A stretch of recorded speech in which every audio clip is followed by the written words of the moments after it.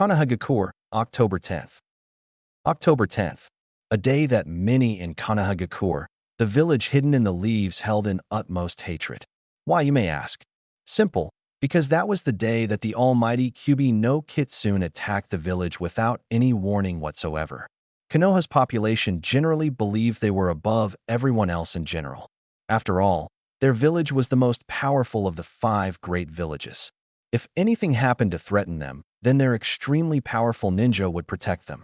They considered themselves invincible, and when the Kyubi came rushing over yonder hill, they believed that it was nothing major, that the ninja could take care of it with little difficulty.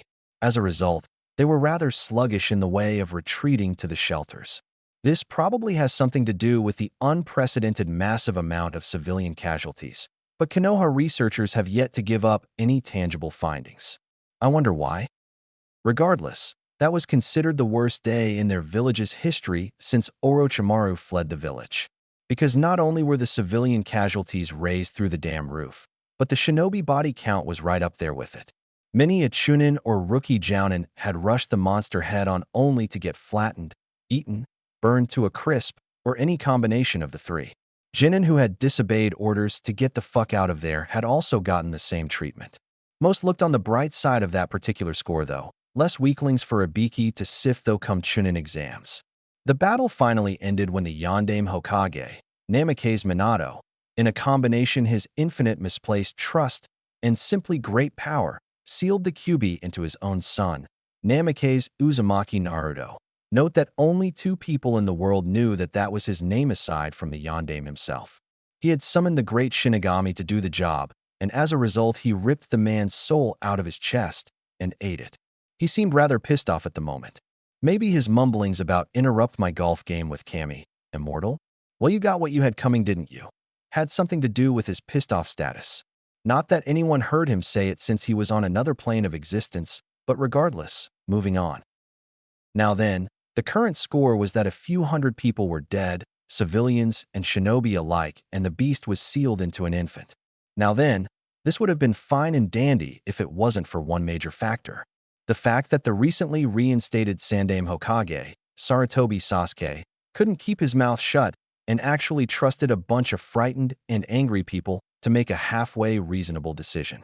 The boy could have lived a normal life, free of hatred, but the moment he told the people of the village that the Kyubi was sealed into the boy, all hell broke loose.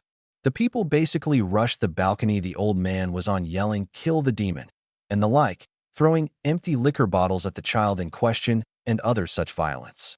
The Sandaime retreated to his office with the boy after ordering the ANBU to get the villagers back to their homes. The same day, a law was passed which forbade anyone from mentioning the Kyubi or its landlord to anyone in the younger generation, especially the boy himself. After all, it wouldn't do well if the boy actually knew why he was hated, would it? No, much better to let him wonder why. He couldn't know who his parents were either, no one could. IWA or Kyumo would figure out and attempt to assassinate or kidnap him. He couldn't tell the boy either. He was to be put into an orphanage. After all, you can't trust kids these days. If you told him his father was the Yondaime, he would probably go into IWA and shout "My dad was Konoha's yellow flash" in front of everybody, wouldn't he? Regardless of the reasons and poor judgment, the boy was put into an orphanage. It was a rather poor affair, but about half the council wanted to kill the boy, and about another third of the remainder wanted him used as a weapon. Luckily, he was the Hokage and could override the council to a degree. All he could do is hope the boy turned out well and became an excellent shinobi and a patriot for his village. 1. Mind you, that feeling of trust didn't last long. What may have broken that trust, you may ask? It was probably when the 2 ANBU he had stationed to protect the boy went into his room and attempted to stab a kunai into the infant's jugular. Normally, this would have killed him and Konoha would live in peace. However, the word "attempted" was used for a reason. This reason was that the kunai was stopped mid-thrust. Not by a hand, not by any jutsu, but by a wall of solid darkness. A wall of shadow that had risen from the ground and stopped the knife cold. The shadows of the room all writhed suddenly and descended upon the 2 ninja. There was nothing in or around the room the next morning to prove that the 2 ninja were ever there. The only evidence, if you looked really closely, was in the top right corner of the ceiling and the ground near the bed. In the top right corner of the ceiling, there was a very small bloodstain. On the ground near the bed of the sleeping child was a very small piece of triangular metal. This metal was coated in blood, and if you looked into it enough, you would realize that it was the point of a kunai knife. Konohagakure. The day after the two shinobi vanished from the orphanage was pretty hectic for all involved. They had two shinobi missing, presumed dead, and the only evidence that they were even in the orphanage that night was a bloodstain, the broken-off tip of a bloody kunai, and about a dozen eyewitness accounts. Naturally, suspicion was placed upon the demon child for their murder, but the Sandaime wouldn't hear a word against the boy. Eventually, the case was closed with the most popular theory being that unknown assassins were going to attack the boy, but were defeated and killed. They had managed to gravely injure the assassins, and the assassins fled, taking the murdered Enbu with them, but forgetting to take the boy. Once again, humanity proves that if they don't want something to exist, they have numerous means to rationalize it to conform to what they already know. And people still wonder how Orochimaru got out of the village without anyone seeing him. The years went on, and after the first dozen people went mysteriously missing, everyone eventually learned that they shouldn't attempt to murder the child in his sleep. That didn't stop them from attempting to poison the boy's food, writing insults and cruel words upon his walls and door, preparing traps to kill him, and other such nasty things. After the first few attempts on the boy failed, traps not killing him, poisons not working, assassins vanishing never to be seen again, one drunk old fool finally did it. He attacked the boy in public. Broken bottle in one hand and a knife in the other, he charged the boy in the street one day when he was ordered to go get medicine for the sick orphanage manager on October 10th. He had specific instructions to go to a specific pharmacy, which was right on one of the more populated streets during the Kyubi festival.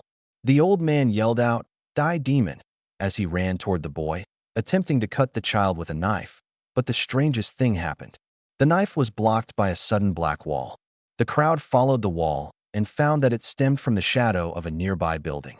Before the crowd's eyes, a tendril sprouted from that wall, wrapped around the man's neck, and threw him into a side alley where he lost consciousness. The boy didn't react at all.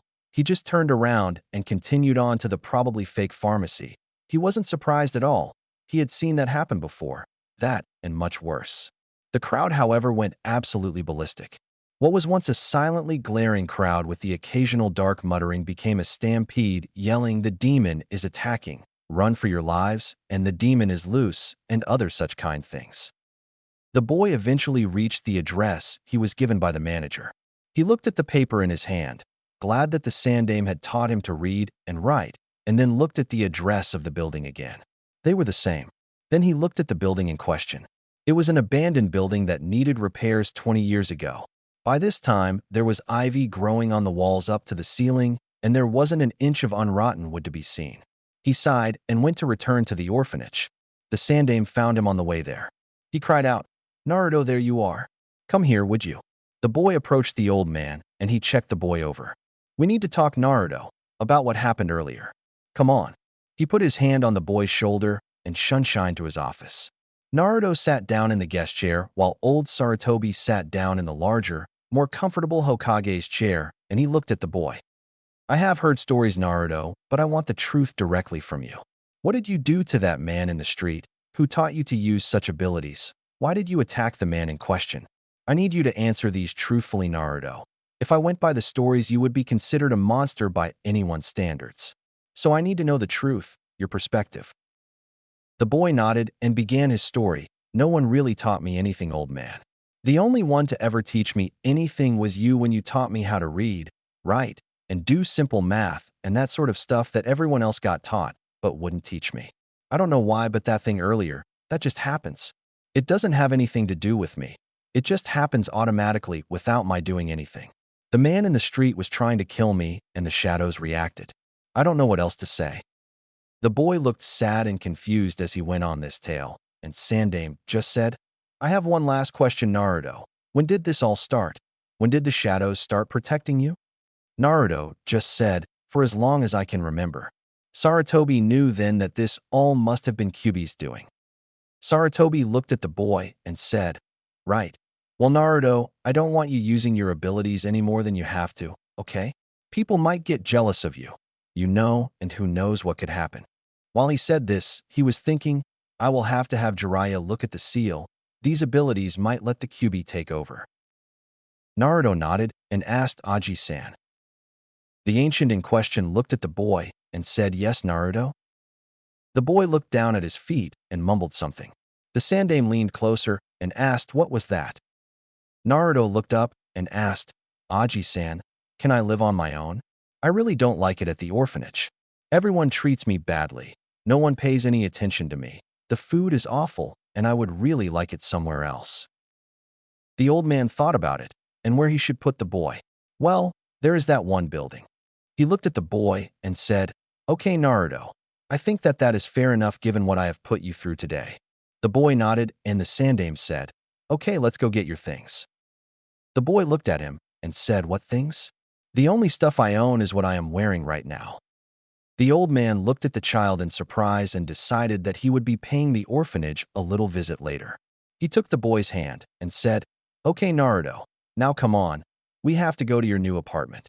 The boy went on, holding the man's hand, a smile on his face. A few hours, a heated negotiation, and some bought furniture later, and Naruto was now the proud tenant of apartment number 392, complete with second-hand furniture, mold behind the walls, and roaches and rats if you knew where to look. The Sandaime left the boy alone in his new home. The moment the door was closed, the smile vanished, and the boy's eyes gained the shadows of malice and cruelty, the false joy evaporating. Idiot old man, the boy thought, honestly believing that he wouldn't figure out everything given the right clues. Naruto, sweet, innocent, and abused Naruto, wasn't as sweet and innocent as the old ruler believed. He had been avoiding trouble his whole life. His skills in stealth and secrecy weren't to be underestimated. He knew a lot more than he let on. Since the day he learned to read, he had been sneaking into the library, learning everything he could about every last subject. He had stumbled upon a great many things that no one knew was there. Some of them were high-class jutsu, and others were secret reports that were probably put in the wrong place by tired bureaucrats. He already knew more than enough to figure out that he was the Kyuubi's vessel. The scroll on Jinchuriki that he had found had been a big tip. He had also managed to find out who his parents were. He had already decided 3 things. 1. He hated his father who had placed the village of ingrates before his own son. 2. He hated Konoha, which had made his life a living hell, had disobeyed its greatest leader's last wish, and acted as if they were living gods. And 3. He hated the Sandaime. That old bastard had the gall to lie to his face about who his parents were, who his tenant was, and other such important information. There were several things that he could not fucking stand, and being lied to was high up there. He was hoping the old man suffered before he died, and he hoped even more that he was able to watch. He had learned a lot from the library. Basic taijutsu and jinjutsu, as well as ninjutsu, were found there quite easily. He also found a few scrolls on chakra control which were important, and even a few misplaced high-level ninjutsu scrolls. The one that he found most useful was the Kage Bunshin. Once he learned that his rate of learning skyrocketed, he was able to spend more time on the training grounds and less time in the library after that. He had spent every possible moment out on the fields, undergoing monstrous training regimens to strengthen his pathetic form. He planned to be powerful. He could not abide by weakness in any form. His training really jumped ahead when he first met the Kyuubi. He did not show any fear before that massive demonic fox.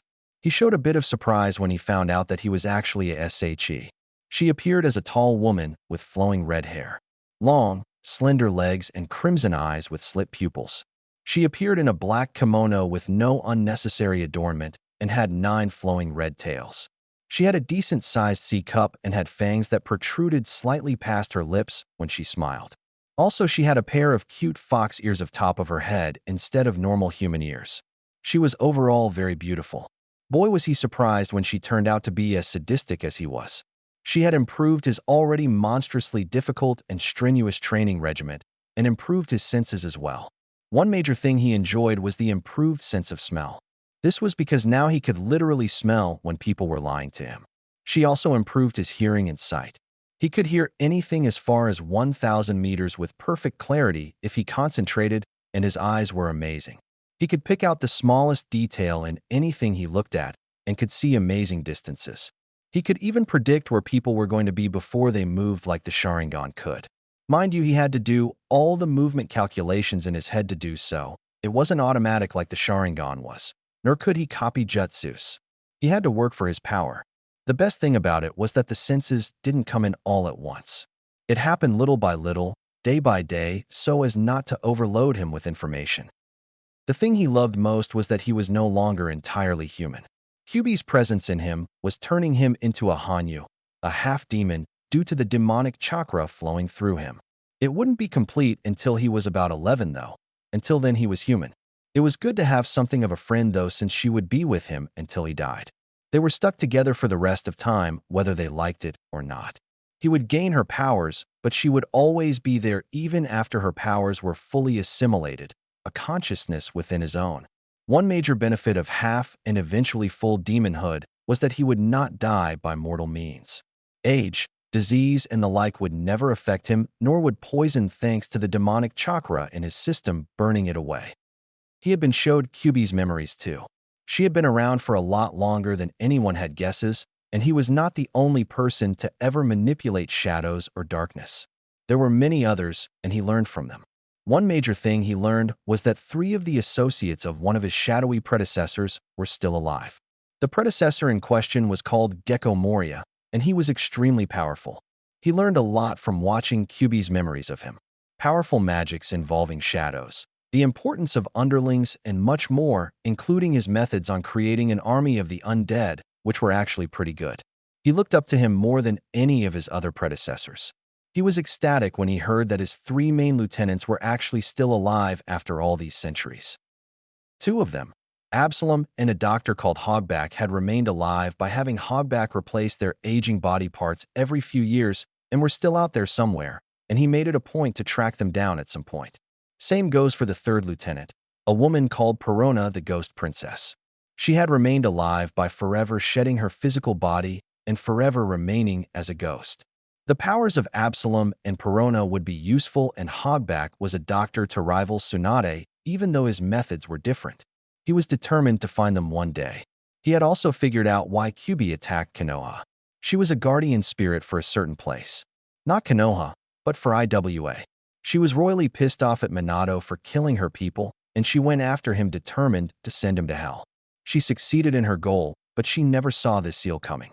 Still, she reasoned that it could have been worse. She could have been stuck with an idiot who wore an orange jumpsuit and yelled, "Believe it," or "Databeo," after every other sentence. Instead, she got a sadistic and manipulative boy with a hunger for power and knowledge that could burn someone with their intensity. Each day he placed Jinjutsu, she taught him over his apartment and trained to the breaking point, smiling all the while as he felt his muscles contort and harden with each practice strike, as his aim gradually improved until he could take the wings off of a gnat with a kunai from 100 feet away without hurting the rest of the insect. All of this had one major flaw, though. He was lazy. Not when it came to combat or training, but when it came to doing much, he preferred to get others to do it for him. He could hold his own, but why bother if your subordinates could do it for you? The question was where he would obtain subordinates. He was going to destroy Konoha. He needed an army. However, he couldn't leave Konoha, and by the nature of his goals and the locations he was limited to, he couldn't just open a recruiting office. So he planned to take a new path to domination. The first thing was space. He knew that all of the other tenants left soon after he moved in, so all he did was hinge into some random schmuck and went to see the landlord with a plan to buy the building the demon was living in. After assuring the short and fat man that he indeed did know what he was buying, he managed to get the building at a fraction of what any other complex would cost. When he got home, he simply got out some stolen paperwork, signed some forms, and turned them in at the appropriate places, and the deed was in his name. He was now the devious owner of a shitty apartment building. He decided that he could spruce the place up later. He also bought a new wardrobe with the stipend the old fool gave him. He hated the buzzard with a passion, but Naruto was a born actor. He knew that people who pitied you were the easiest people in the world to manipulate, second only to people who admired you. And he managed to slowly get the stipend increased, and that increased his savings since he no longer needed to pay rent since he owned the building. What he decided on was a pair of black pants taped off at the ankle and a pair of shinobi sandals. He decided upon a black long-sleeve spandex number to cover his chest. It clung to his body, revealing the well-developed muscles for someone his age, and some seals made it extremely resistant to damage, no to mention comfortable. Over that went a black trench coat with an abnormally large amount of pockets for holding equipment. He departmented the collar on the trench coat up, and only the top 2 buttons buttoned, keeping his arms free, and finally, he bought a wide-brimmed black top hat to cover his blonde hair. He didn't want to be noticeable in the dark, and the hair was a dead giveaway. He also bought a large amount of ninja equipment and stole what he couldn't buy. He was quite the exceptional thief when the time called for it. Now that he didn't look like a scrawny brat that could easily be picked on. When he finally managed to get the basement stocked with the necessary materials, these included a large freezer, a metal slab complete with restraints, and a large number of medical tools, he bought a shovel and went grave digging. He came home the same night with 24 coffins and scrolls. He spent the rest of the day waiting while he prepared one of the bodies, making it stronger, more powerful, and more prepared for combat. Finally, the day came, and some idiot ANBU decided to try and kill him in his sleep. The building was dark, and so Naruto had an immense advantage. The idiot probably didn't know about his abilities since he had been having a low profile lately, and he walked into the darkness, but he never walked out. Naruto stood before the man who kneeled in front of him, arms and legs bound by solid darkness. He had wanted to try this out for a while, but he never got the chance till now. He leaned in and said to the man, "Though you are a bigot and a fool, I must thank you for being my guinea pig." The man looked up at him with hate in his eyes, only to be backhanded across the face. "Now sit still," he commanded as a spotlight shone on him. Akage Bunshin went up to the man and squatted down. The clone of the boy did what the man had never expected and pulled his shadow up off the floor. Naruto approached in the darkness and pulled out the implement he had found in one of the coffins. Probably a chunin given the status of the grave, pretty old too. The implement was a gigantic battle axe as big as he was. With his strength though, he was able to lift it, and he brought it down on the shadow near the man's feet. The axe cut through the shadow, and the man fell unconscious. He took the shadow from the clone and went into his laboratory. He looked at his creation. It was twice as tall as a normal man and was much more muscular. It had claws instead of fingernails, and there was stitching over much of its body. He took the shrunken shadow of the disillusioned ANBU and slammed it into the dead body's chest. The shadow vanished into the creature's skin, and Naruto waited with bated breath, as did the Kyuubi. Within a minute, the beast's eyes fluttered and Naruto let out a laugh. "I did it," he cried. "It works. It's alive. My first zombie is alive." He was the most happy he had ever been. This opened all sorts of doors, and he was looking forward to the fruits that the plans he could hatch with those open doors could bring. Naruto grew up and reveals that he already knew who his parents were, that he hates the village, the Sandame and Yandame. He knows that the Kyuubi is sealed within him and that it is female. He also has been training for a long time and is very strong. He has been grave robbing and has succeeded in bringing a zombie to life by removing a man's shadow and using to reanimate a corpse that he has strengthened. We left off there. Konohagakure, Naruto's basement lab. Naruto was happy. He was very happy. Why was he so happy? Because his idea had worked. At first, the leftover personality of the ANBU he captured allowed his new creation to disobey him, but after a little while that evaporated, and the thing became totally obedient. At that point, the zombie, now known as Zombie 1, which was indicated by the small black one, which was tattooed on the left side of his face above his eye, since he wasn't going to bother to name any of his zombies save the most important ones. The zombie was released from his restraints and was coming to terms with his new undead status. Naruto smiled as he went through 4 quick hand seals and bathed the zombie in flame. He didn't flinch, nor did he ignite. Naruto smiled again. His seal had worked. Gecko Moria's zombies had 3 major weaknesses. The first was fire, but that was taken care of by a small yet powerful seal that made his zombies fireproof, which was now proved to work. The second was salt. This was a bit more vexing, for if a zombie ate salt, he was purified and the shadow he had inside the zombie would be freed. Alas, Naruto couldn't find any way around that one, but as long as only he knew, it wouldn't be any problem. The third and arguably greatest weakness was that if the shadow's donor died, then the shadow would vanish and the zombie would die too. This was dealt with by a small seal that kept the shadow in, but it had yet to be tested until now. Naruto had walked back where he left the unconscious Anbu. Removing someone's shadow had two effects on the person. The first was that they were automatically knocked out for at least 2 days. The second was that sunlight became anathema to them. It would dissolve their bodies like sugar in water. Naruto unsealed his axe and raised it over the man's head. He hoped his seal worked as he decapitated the man and blood spurted over the floor. Worst case scenario. He reasoned, I have a new marionette waiting for a shadow. He walked into his lab and looked for the zombie. There he was, walking around and moving, just as he left him. Naruto smiled. His seal had worked. He brought in a coffin and put the newly dead body into it. If he strengthened it and gave it a shadow, the body wouldn't dissolve, even though the shadow once belonged to someone else. The ANBU would hopefully make a good zombie in the future. Over the next few weeks, numerous cases of grave robbing were reported in Konoha. Most of the deaths were only a few years old. A good 35% of the stolen bodies were the more intact victims of the Kyuubi attack. Naruto couldn't help but see the irony of it as he examined one of the bodies in the freezer.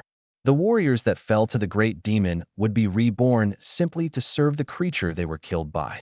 Kyuubi found it amusing as well. Naruto had been keeping a low profile lately for the most part. He had the entire building to himself, and though it was a dump, he had managed to rig a very good defense for the place. The first thing he had done was establish an iron fence around the property. The only break in this fence was a large iron gate. This gate had a very thick border, and for a good reason. Naruto had rigged an invisible and high-powered barrier around the place. Anyone and anything that touched the thing would be incinerated. The gate's borders were specifically reinforced to withstand the power of the barrier, making it the sole entrance to the place. Well, the only safe entrance. The barrier also went underground to prevent people from getting in via Doton Jutsus. He didn't have a lock on the gate, though. He wanted people to get in. He just wanted them to go in through the front door. Mind you, he could open holes in the barrier for whatever reason, such as an escape route. No one saw much of the Jinchuriki over the next few months. The reason was simple. He was improving and exploring his abilities with shadows. Kyuubi asked him one day why he trained his body so hard if he was going to use the powers she gave him. One made the other obsolete. Not so, Kyuubi-chan. He answered her. True, the shadows do protect me a great deal, and despite all the attempts on my life, no one has broken them yet. But you can never be sure. I guarantee that one day I will face someone who is able to bypass that protection, and it is then that my taijutsu skills will show their worth. Kyuubi was skeptical, but she decided to trust his judgment. He hadn't been wrong yet after all. Though his taijutsu and jinjutsu abilities were excellent, he was rather weak in the ways of ninjutsu. There were about 10 or so that he found useful, but he didn't know many that he used often. He preferred to use shadows and jinjutsu rather than big flashy attacks that, for the most part, could be avoided by a simple kowarimi. Though if it came down to it, he did have some of the big flashy attacks, as he called them, on standby, just in case he needed to destroy a large or well-defended target. He was never one to leave himself without options. Better to have it and not need it than need it and not have it, was his watchword. He spent a good many of his days training his shadow abilities, preparing bodies to accept a shadow, and capturing idiot shinobi who tried to kill him. He didn't complain about the assassination attempts, not in the least.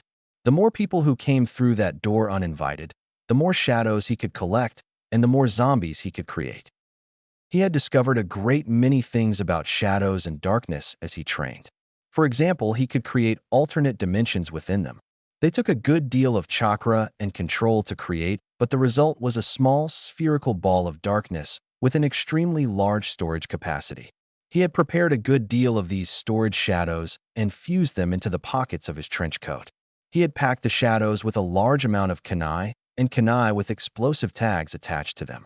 He could release a set amount of them at any time, the result being that they would fly out of the shadow at high speeds. He really enjoyed lifting up one side of the coat and releasing a bunch of kunai at his opponents. They never saw it coming since from their perspective the weapons came flying out of nowhere, and because of that surprise factor it had a very good accuracy rate. He could also reach into the shadow and pull out kunai in as many numbers as he wanted. Some of the shadows held stored rations, ninja wire, normal explosive tags, paper and ink for seals or messages, blood replenishing and soldier pills, and miscellaneous items such as books and scrolls for when he got bored. He didn't carry any pouches or bags as a result. He also had one of the storage shadows compressed and hidden in the right sleeve of his long-sleeve shirt. This one only carried one item, his battle axe. With it stored there, he could just stretch his arm in a sudden motion and will it to appear, and it would appear in his hand. Best part of it all was that he didn't need to bite his fingers to release any seals like most ninja did. He had also discovered a rather interesting feature, the fact that there were other worlds. Apparently, all darkness was connected, existing as one single thing. This darkness was what connected the various worlds to each other, and he could use his abilities to travel there if he wanted. He decided to leave other worlds alone, though. For one thing, he would be sent to one world at random, and who knows what could happen. He could end up in a world where the people breathed something other than oxygen, for example. Or he could show up in a world that was completely uninhabitable. Even if he found a world that was suited for human life, he would have no sure way of getting back. He would just be tossed into the ether again, and God only knows where he would end up. So as good as a killing spree in another world to vent frustration sounded, he decided to give the whole thing a miss. Besides, if worst came to worst and he ended up captured or defeated, then he could use that as an ever-present escape route. It was wise to always be prepared.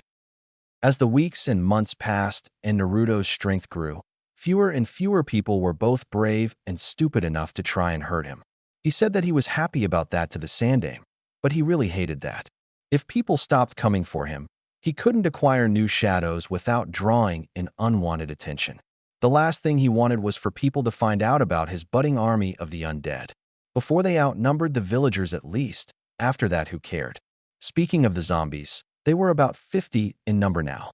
About 30 of them were warriors, soldiers meant for combat like the first zombie was. Of the rest, they were all made special. They were like the normal zombies, but they were trapped in portraits.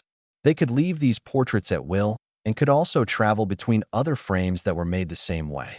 They could be used as a warning system and a defense since no one ever expects enemies to come out of a damn painting, do they? Since he always carried a picture frame with him, he could always be aware of important events since they would warn him immediately.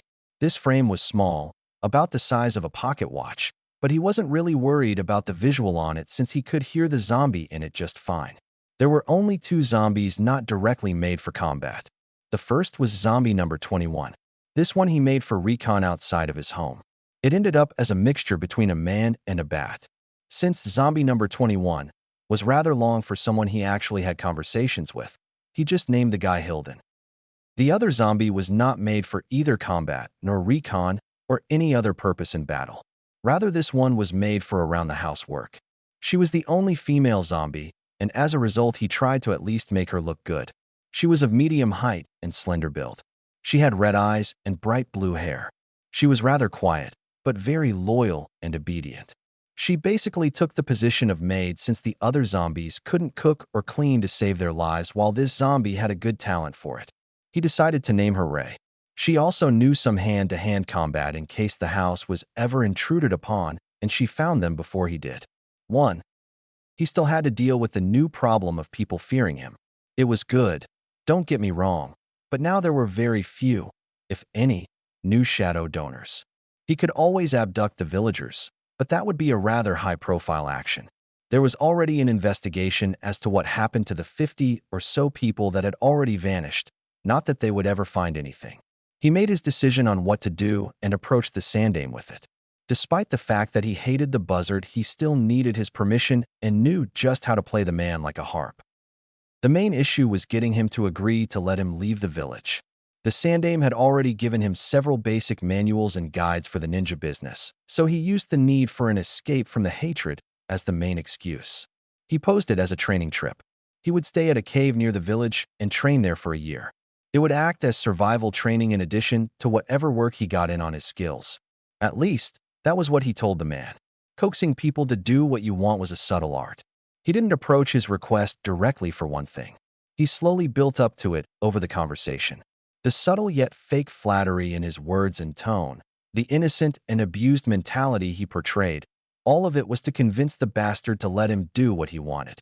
Before long, the man agreed, and while he thanked the man politely, he was making fun of the bastard in his thoughts.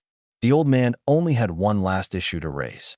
You know, Naruto-kun, if you leave the village for a year, you will have to enter the academy a year late.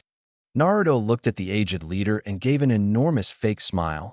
I know, Aji-san, but the training I get done will make up for it. Well, if you're sure then. I am Ji-san, see you later. The boy shuddered in his mind. He hated acting like that, but he had to maintain his facade until he became a genin at least. Then he could let a bit more bloodlust show. A year away from Konoha was just what he needed. Sure, he would be watched, but whatever the man tried could be bypassed without too much trouble. He would leave a variation of the Kage Bunshin behind to fool the crystal ball and the ANBU that would probably check up on him at least once a week. He packed a map of the elemental countries and in his bag and sealed a large freezer into a scroll as he prepared to leave the village. He wasn't planning on staying anywhere near Konoha. He had shadows to collect, bodies to prepare, secrets to sell, and most importantly, people to find. He needed people better suited to do certain jobs than he was, and he had several things to find for his plans to be a success. One thing at a time, one thing at a time. He had patience after all. He could wait a few years for his plans to work. Naruto tested and increased his abilities, and also increased the size of the undead army. Since people stopped coming to visit him, he managed to convince the Sandaime to let him take a 1-year-long training trip in the forest outside of Konoha. We left off with him packing for the trip. Konohagakure, the demon house, as the locals call it at least. Naruto was preparing to leave for his 1-year training trip. At least that's what everyone thought he was leaving on. The real truth was a bit less pleasant for Konoha. He had more or less everything he needed. Food, weaponry, a few hundred scrolls and books on the ninja arts that he had not read, yet recently filched from the areas of the library people weren't normally allowed into, all disguised as lower-level techniques via Jinjutsu. Zombie picture frame, check. Map of the elemental countries, check. A large freezer sealed within scroll to reserve any powerful bodies he happened to collect, check. Immense power, check. Hatred for most human beings, check. Okay, he was all set to go. As he prepared to go, he gave some last-minute instructions to Rei, who was to keep things organized while he was gone. Basically, keep the place clean, repair any damage since the building was still rather decrepit, send a picture zombie his way should anything go wrong, and wear that French-made outfit more often. He made several seals on the inside of the gate as he left the property, sealing in the place in a near-impenetrable sphere of energy. Zombies didn't need to eat or drink, so no supplies were needed to be left behind, and he didn't really want anyone going into his house when he wasn't there. His leaving Konoha wasn't that much of an event. He agreed with the Sandaime that he should leave in secret, so the old man cast a small illusion on him so that he looked like someone else, so that he could just walk out without any fuss from the civilians and gate guards. Not that he needed to, but the Sandaime still believed that his skills were low genin level at best, a misconception that Naruto readily encouraged. After all, the most deadly enemy is the one that you overlook. Within 2 hours of leaving Konoha, he had reached the cave that he told the Sandaime that he would be staying at for the next year. It was actually a pretty good-sized hole in the rock, a bit bigger than he thought it was. He put down most of the scrolls and books and removed the Jinjutsu over himself and replaced it with one of his own, which covered the cave area. This was to fool the Sandaime's crystal ball into thinking everything was normal. He would need something a little more elaborate for the living eyes and ears that would be watching him at the Hokage's behest. He had been wanting to try this out for a while actually. He turned and faced his own shadow, a deep gray against the stone, and raised his hand toward it, fingers spread. He said only 2 words, "Come forth," and a black hand rose from the center of the shadow.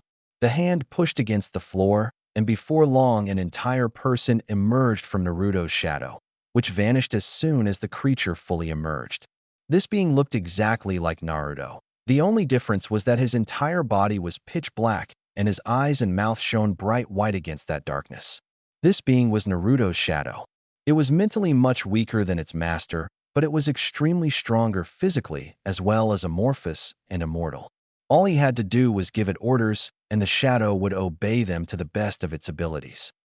His orders were simple: take my form exactly and train here until I return. Read the books and scrolls I leave for you, and do not do anything suspicious. Do you understand? The creature nodded, and Naruto was pleased. The shadow would act just like a Kage Bunshin. He would learn what it did as he went to sleep each night. There was only one detail to take care of first. Naruto went to the mouth of the cave and looked out into the sunlight of the dawn, just peeking out from the horizon. He gently, carefully stuck the tip of his right little finger into the light and smiled as it didn't dissolve. Apparently, he could separate himself from his shadow and not be harmed by the sun. He had separated from his shadow before and practiced all sorts of moves with it. With them both working together, they were a powerful team. But Naruto hadn't dared to reveal himself to the sun without a shadow until now, and he found that his fears were unfounded. He watched as the shadow's color changed until he was looking at an exact copy of himself. He nodded to the shadow and left the cave heading into the forest. He knew his way around Konoha's forests rather well from his sneaking about at night, so he knew right where to go to begin his search, away from Konoha and to the north, in the direction of Awagakure. He walked into a tree's shadow and closed his eyes. He mumbled under his breath, Kage Hoku, shadow walk, and vanished into the darkness, sinking into the shadow beneath him. When he emerged from that darkness, he was near the border to Tsuchi no Kuni. He really loved the Kage Hoku. He could transport from one shadow to another anywhere in the world in a moment, as long as he had been there before by more normal means. He had never been out of Hai no Kuni, so he had to do with the border instead. He crossed the border and made his way into Tsuchi no Kuni, Kyuubi's ancestral home, the enemies of Konoha, and if his information was right, the location of the den of the esteemed Dr. Hogback. 1 week later, Naruto was staying in a small yet comfortable hotel about 50 miles in from the border. So far he had no luck locating Hogback, but it was to be expected. Tsuchi no Kuni was a big place, and graced by half a dozen mountain chains, and Hogback's hideaway could be almost anywhere in it. The only places he could be sure Hogback wasn't was within 20 miles of the borders and within 50 miles of Awagakure no Sato. Those places were heavily guarded by Iwa Nin. Aside from those locations, Hogback could be almost anywhere in the country, though he probably wasn't in any town or city. After a night of thinking, he came to the conclusion that Hogback's most likely position was in the mountains somewhere, probably near a place where they had a large graveyard, so that he could continue his exploration of the human body's mysteries. Naruto unrolled a newly stolen map of Tsuchi no Kuni that showed every last town and known settlement, and was rather dismayed at what he found. Apparently, there were at least a dozen villages that fit the bill in each mountain chain, and if he was right, Hogback and Absalom could be in a hidden place anywhere within 5 miles of any of them, which was probably heavily defended. He knew finding any of Moria's old compatriots would be difficult, but come on. Eventually, Naruto decided that he really had no choice but to either search each and every one of the places he could be, over 50 villages and the lands surrounding them, or he could develop some method to search every place at once. He ground his teeth in frustration. If it was this hard to find Hogback and Absalom, who were thankfully traveling together since Absalom needed the doctor to replace his aging body parts with new ones every so often, then it would be almost impossible to locate Perona, who didn't even have a physical form. Wait a second, he thought. Absalom needs Hogback to replace his aging body parts every few years. Of course, Absalom's body is composed of mostly animal parts, mostly predators. If any of the villages listed have a large population of dangerous predators, especially ones that may have shrunk noticeably, then that would probably be the place. He eagerly looked at the map again, taking out a book of Iwa's natural wildlife. There were unique animals and plants in every country, so he had bought such books in case he found one. He checked each place in the book's index, looking for the most dangerous and powerful animals near each of them, especially ones that have experienced a declination of population over the last few years. He found some good news and some bad news when the search was complete. He had managed to narrow down the likely possibilities from over 50 to below 10, 7 to be exact, but those 7 were equally likely to be the place, and they were all very far apart. He had no real choice but to check each village individually, as most people from the Nara clan would say Mindokus. 3 days later, 40 miles from last town, Naruto was in his hotel room, grinning like a madman. Why was he so happy, one would ask. The answer would be that he had found an extremely useful piece of information. IWA had a Jinchuriki of its own. Mind you, her abilities were not really meant for combat, but he didn't really care about that. Her abilities were in the way of recon over an extremely wide area, such as an entire country. If he could get her on his side, then he could find Hogback and Absalom within a few hours. She was also supposed to be monstrously talented at Jinjutsu. There were only two problems with that. The first was that because IWA was horrible to her, as it was for all Jinchuriki, she was a rather meek and easily intimidated individual. This was a bit of a problem because he liked people to be able to think for themselves. It would also make her extremely distrusting of anyone, especially people she had never met before. The second was that though IWA was extremely abusive of her, it was still protective as all hell when it came to her. It would be difficult to get her to come to his side, extremely difficult, and just as difficult to steal her away. If he succeeded, he would have to vanish from the country, and quickly since the entire country would be swarming with ninja looking for her, and more importantly, him. He would have to observe the girl for a while and find a good way to either deceive or coerce her into accepting his offer to come with him. He looked at a picture of the girl that he had taken from the hitman he had beaten almost to death for the information on the Jinchuriki. He had heard him mention to a friend that he was hired to kill her and took action. He killed the fool once he had finished talking. The girl wore small square glasses and had short red-brown hair, very plain looking, and was supposedly extremely smart though shy. Rather bookish too. She was supposed to be 15 years old. He looked at the girl's name before destroying the dossier. He muttered to himself, Kikukawa. Yukino, Jinchuriki of the Rokubi no Kabaiju, memorizing the name and picture. He had a new target. 1. 2 weeks later, outside of Awagakure. Naruto was holed up in a decent-sized cave about a mile and a half outside of IWA. He had been spying on the local Jinchuriki Yukino for the last 2 days, trying to learn about her, her fears, her preferences, how she fought, and everything he could. The more he could appeal to her when they met, the more likely it was that she would come with him. So far he had learned quite a bit. She was tremendously powerful in Jinjutsu, stronger than most Kages.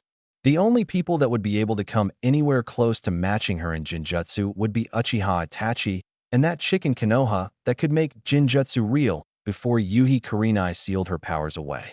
Her illusions were as unbreakable and traumatizing as the Tsukuyami. He knew that if he was caught in one of her illusions, it would be really bad.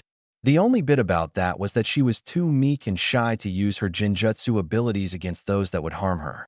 He really couldn't figure that one out. Though she was possibly the strongest Jinjutsu master in centuries, maybe ever, she was low jounin level and everything else. He had found out about a decent bit of her life too. She was extremely introverted and didn't like confrontation, which was to be expected given her abandoned by parent status and was listed as a Tokubetsu jounin in Iwa's books. The only reason someone hadn't killed her by now was because of her one and only friend, Suzushiro Haruka. Unlike her friend Yukino, she was loud and aggressive, and fiercely protective of her friend. As a result, the blonde jounin was considered demonically tainted by her peers. After she befriended Yukino, she quickly became her only friend. He also noticed that Haruka wasn't incredibly loyal to IWA either. He knew that if he was going to convert Yukino, Haruka was the key to it. If he could rope Haruka into going with the idea, then the Jinchuriki would follow. This was only cemented when he learned one crucial fact about the shy Jinchuriki that no one, not even her friend, knew. The fact that Kikukawa Yukino was head over heels for Suzushiro Haruka. He could slightly understand that. After all, the blonde jounin was the only one who ever helped her in the least.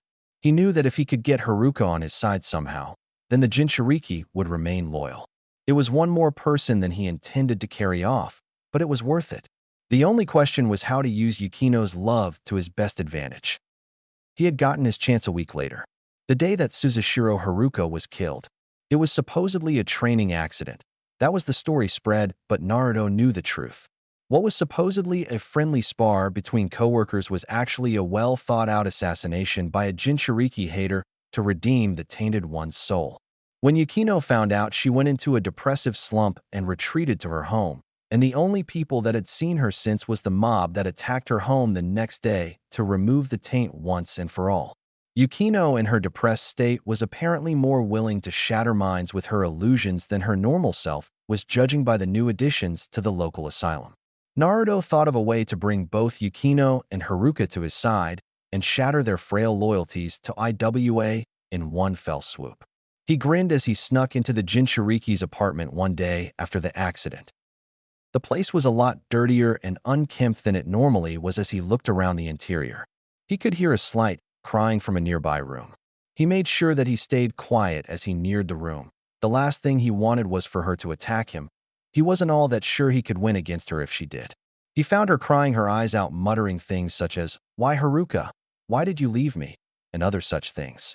He entered the room without a sound and used the shadows to cloak himself from sight as he spoke to her. Yukino had spent the last day and a half in utter depression.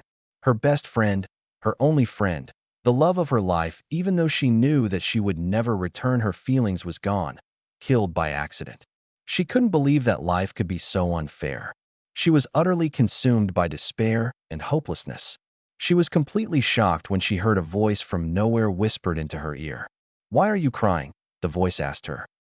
Her sadness turned to anger at the voice. Who was this person to wonder why she was crying? Wasn't it obvious? She growled to the voice. "Why do you think?" "She's gone. My Haruka-chan is gone. She left me behind, just like everyone else. How can I go on without her? She was the only reason I had left for living." Her voice was loud and harsh at first, but settled into a whimper as the sentence ended. The voice returned, "What would you do if I said that I could give Haruka back to you?" She looked around for the voice in supreme rage. How dare this person, this thing, toy with her emotions, toy with her love for Haruka? She would find whoever it was and tear their mind asunder, and she told the voice as such. The voice returned, filled with mirth. "Why would you destroy your one chance to have Haruka return to you? I do not joke. Resurrection is within my abilities. Simply ask me to, and I will return Suzushiro Haruka to you, just as she was before she was assassinated." Yukino was stunned. Haruka was assassinated? Murdered? She couldn't believe it. She asked the voice, her own voice filled with uncharacteristic rage, "Who did it? Who took Haruka-chan away from me? Why would they hurt her when she was so beautiful, so perfect?" The voice returned once more. "She was killed because of her association with you. It was done on the orders of the Tsuchikage. Why do you think someone who Haruka had never talked to before challenged her to a match and used an abnormally long kunai that could easily strike an accidentally fatal blow that he had never been seen using before? It was planned by your village. It was a Wagakure itself that took Haruka from you. No one else is to blame." Yukino was once more distraught. She picked up a knife and yelled with fresh tears staining her eyes. "Haruka-chan was killed because of me. It's my fault she's dead." She drove the knife toward her chest, but a tendril of shadow struck the knife from her hand. The voice returned, "It is not your fault Haruka is dead. It is a Wagakure's fault. Even so, it does not matter, as I can bring your Haruka back to you, if you want me to." Yukino looked up to where she thought the voice was coming from, which was about 10 feet to the right of where Naruto actually was, and said, "And what would you want in return, if you were able to do so? Nothing comes for free, I know that much." Though she didn't know it, Naruto smiled at that. Even depressed to borderline insanity, she was still sharp as a razor. The voice returned and whispered to her, "You are correct, there is a catch, but it is insignificant to what you would gain in return. In exchange for your Haruka's return, I only ask for your loyalty, your obedience to my commands. You will leave IWA with me, and your Haruka-chan may come as well if you want. I can assure you that if you come with me, you will one day have your revenge on a Wagakure no Sato." Yukino considered it for a long while. If she left IWA, then there would be no one to defend her. But then again, IWA had hurt her more than anyone else ever had or ever could. She decided to agree to the deal. She didn't know what would happen, but it would definitely be better than staying here. She spoke, and Naruto smiled when he heard her reply, when she said, "You have a deal." Yukino looked around and said, "I have a question though, just who are you?" A small figure stepped from the shadows, and she jumped when it did. She didn't detect anything from there. She didn't hear any heartbeat or its footsteps. She didn't sense any chakra until the figure moved either. Her jaw dropped when the figure was revealed to be a boy no more than 7 or 8 years old. He said to her, "My name is Uzumaki Naruto. Now then, let's get going. We'll have to get Haruka's body back for this to work." He walked out the door, with the bookish Jinchuriki behind him, still astounded at both the boy's age and the authority he apparently had. 1 hour later, Jinjutsu hidden cave 40 miles from IWA. They were hiding out in one of Naruto's portable labs, prepping for the resurrection. Haruka's nude form was on a metal table and Naruto had put on a lab coat, mask and gloves, and was cleaning a bunch of scientific/medical instruments. Yukino just sat in the corner, amazed at what had happened in the last 2 hours for her. Flashback no jutsu. Naruto and Yukino had gotten to the morgue in one piece. It was about 9 at night, so no one saw them. He had asked her about the security around the morgue since a hidden village's morgue was always well defended. Dead ninja bodies were flesh-colored gold nowadays. The techniques that could be developed and the jutsu and bloodline stolen could do tremendous damage to a ninja village if their morgue was successfully raided. As a result, the only places that were more defended than the morgue was the local Kage's residence, the reservoir in Sunagakure, and any jutsu libraries in the village. Aside from those places, the morgue was the most well-defended place. Yukino had told him what she knew. Since the Third Ninja War, the number of high-quality shinobi was lowered by a lot and IWA was still dealing with the damage. As a result, there were only 10 high Chunin-level ninja guarding the place from the inside, and the 5 doctors that held the night shift were all high Chunin to low Jounin-level shinobi.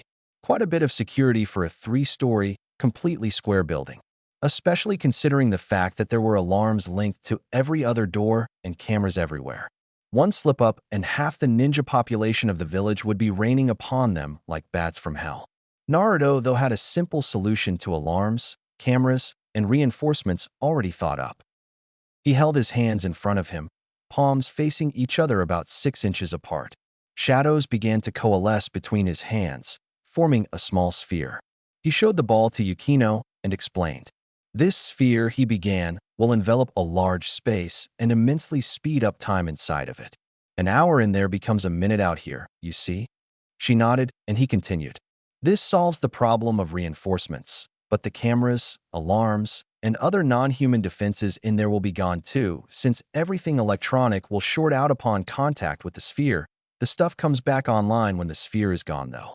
Lightning jutsu can't be used in here either. They just don't work and no one can get in or out without my help. The plan is this. I put this little guy around the building and we storm the place. We get the soon-to-be not late Haruka's body and we hightail it out of here. Sound good? Before she could nod, he pressed the sphere between his palms. A second later, he let it go and the darkness spread from his hands, enveloping the morgue and everything within 20 feet of the building, the 2 of them included. According to Yukino, there were 4 guards inside the entrance hall, so he went and prepared for them. A very small ball of solidified shadow formed on the tips of the first 4 fingers on his right hand. She asked what those were for, and he looked at her, grinned, and showed her his fingers one by one. As each sphere became visible to her, he said, 1 dead ninja, 2 dead ninja, 3 dead ninja, 4. Then he turned to the door, said beneath his breath, ding ding, round 1. Before he kicked the door down and flicked his hand toward the 4 ninja that rushed them the moment the door opened. The 4 balls of condensed darkness rushed from his hand and pierced through the chests of the 4, each appearing to be nothing but a line that stretched from his hand and went through his opponents before disappearing into the wall. The 4 ninja fell without a sound, and 4 small craters decorated the wall around the receptionist, who was looking frail and helpless. That was to be expected since she was the only civilian in the building. He approached the woman and casually leaned against the counter, a smile on his face, and asked her, where would I look to find the body of the late Suzushiro Haruka? Like he didn't just kill 4 people like it was nothing. She shakily pointed to a chart which listed in which freezer a body was in, depending on what letter their name started with. There was a separate freezer for the unidentified. The S's were in freezer 5. He looked at the terrified secretary and said, thank you, before a shadow came from the ceiling, wrapped around her neck, and hoisted her up. He shrugged at the hanging secretary, said, nothing personal, and walked toward the freezer section. They encountered 2 more Chunin on their way to the freezer in question who made the bad move of attempting to use right-on jutsu. Given the treaty between Kumo and IWA during the war, IWA ninja picked up a few lightning techniques, and vice versa. Since Doton Jutsu were too wide-range to use here, they went to the only thing they knew that would work in any other circumstance. Naruto thought the look on their faces was priceless when they looked at their hands in shock when their jutsu didn't work. Their heads were cut off from tendrils of darkness that originated from the natural shadows of the walls before they knew what had happened. When they got to the freezer, Naruto cut off the lock with a small blade of shadow that extended from his fingers and found a large room with a bunch of square cubicles lining a wall. He looked to Yukino and said, "You keep watch." She nodded and stood a small way back from the door as Naruto cut the lock off of one cubicle, opened it, and checked the tag on the toe of the body inside before moving to the next one. On the seventh one, he checked the tag, smiled, and said, "We have a winner," as he rolled out the steel sheet that the body rested on. He called to Yukino, who came quickly and told her to pick up the body and follow him, which she did, albeit with some difficulty. Naruto led them to a shadow in the corner and grabbed her arm. He muttered under his breath, "Kagehoko," just as 4 Chunin and 3 Jounin-level doctors rushed inside the room. A moment and a whirl of nausea later, and they were in a strange cave. Naruto took a scroll from his coat and told her to put a Jin Jutsu over the cave mouth. By the time she was done, he had unsealed a small building and carried the body inside. And then they were where they were now. Flashback, no Jutsu Kai.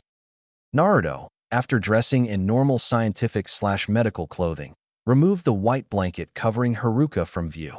The moment he did, Yukino had a massive, near debilitating nosebleed. Modest C cup, not too bad by anyone's standards. Bright blue eyes, currently closed, and a full head of blonde curls. The only thing marring her body was the thin yet extremely deep wound in her side. Naruto went through a few hand seals for an examination jutsu and put his hand over her chest. He quickly copped a feel when Yukino was cleaning the blood off of her upper lip, and she didn't notice at all. After a second or two, he took his hand away and whistled. Damn, whoever did this knew what they were doing. He did an awesome job. One stab, clean, right between the ribs and right through the heart. I couldn't have done it better myself. Okay, this is going to be more work than I thought. We are going to need a transplant. Yukino looked at the diminutive blonde and asked, "Transplant? I thought you were going to resurrect her." Naruto pulled off his gloves and looked at the girl like she just said the moon was made out of cheese and said, "Yes, but I think you don't want her resurrected into a body that has been fatally wounded. I need to fix up the wound that killed her before I do it, or she'll just die again. Her heart is beyond repair. Everything else is easily mended. As a result, I will need to do a transplant. Now if you'll excuse me." He walked outside of the small building, and she reluctantly followed him outside, taking one more look at the body of Haruka. Naruto had taken a scroll from the coat he left inside the portable lab and unsealed a large freezer. It was as big as the laboratory, easily. He opened the door and motioned for her to follow him inside, which she did. She wasn't prepared for what was inside. There was the massive cold, of course. It was about 10 degrees Fahrenheit inside the freezer, but there were at least 50 bodies inside, hanging from meat hooks, men and women, young and old. He looked at her and just asked, "What's her blood type?" Yukino was shocked for a moment, but got a hold of herself and answered, "Type AB." He nodded and went through the bodies, eventually choosing a rather busty female that had taken a rather nasty fall, given the angle of her neck. He took out a kunai, and without missing a beat, cut through the skin of her chest, revealing the breastbone. He charged his chakra into the blade and cut through the bone like butter. He carefully spread the 2 halves of bone and reached in, taking hold of the necessary organ, and with the knife cut each of the connecting veins and arteries that led to the organ. He pulled out a perfectly functional, if a bit cold, human heart and walked out, Yukino following. He sealed up the freezer and went back inside the lab. He prevented his fellow Jinchuriki from entering, though. He needed a sterile environment. As a result, Yukino was stuck sitting outside the door listening to the sound of flesh and bone parting, the clinking of metal instruments, and the scent of cold blood for about an hour before the door opened again and her love's mysterious savior stepped out again, medical smock covered in blood. He motioned for her to come in, which she eagerly did. The room was just as it had been before, only there was more blood and a brand new scar on Haruka's chest. The wound that killed her was also gone. There was a lot of blood on the instruments, especially the scalpel. There was also a pierced heart in a jar. She looked at him and asked, how did she recover so quickly? There should still be stitches, and the wound should be open. He looked at her and said, demonic chakra, one of the best healing agents there is. She looked at him in shock and asked, how do you have access to demonic chakra? Only a bijou could use it. He looked at her again and said only one thing, a bijou or a jinchuriki. She looked at him open-mouthed. She shakily asked, just who are you? He looked at the completely astonished girl and said, Uzumaki Naruto, jinchuriki of the Kyubi no Kitsune. Pleased to meet you. The already astounded girl almost went into shock. Not only a jinchuriki, but the container of Kyubi, the strongest of the 9. No wonder he is so strong, she thought. He knelt by the body and said, now we begin the resurrection. He began a low chant in a language she did not know. It was twisting and writhing. She couldn't explain it. About 2 hours later, he was still chanting. She gathered up the courage and asked, is this really necessary? He stopped his chant and looked at the girl before standing up and saying, no, not really. She was surprised by this and couldn't come up with a response. He smirked and said, okay, enough joking around. Time for the real thing. He took a deep breath and reached down and touched her shadow, his hand sliding into it as though it were water. He thought the process to himself as he worked. The only thing you need for a human is a body and soul. The body is already supplied in this case. All we need now is her soul. What most people don't know is that the shadow and the soul are connected. This is why a zombie would die if the original owner of its shadow died before I put my seal on it. The process of zombification is simply putting a powerful shadow, and therefore a powerful soul, into a powerful body. Creating an even greater warrior than the two would be on their own given a lower quality counterpart. Resurrection, though, is different from zombification since I need a specific shadow to go with the now functional body. When a person dies, their soul, their memories and feelings separate from the shadow and move on. The soul still leaves traces on the shadow, though, that gradually vanish as time goes on. A resurrection of a person only a day or 2 old is easy. After a week has gone by, though, the soul is irretrievable. The body has to be functional too, otherwise the person would just die again. She is only a day or 2 dead, so it shouldn't be too hard.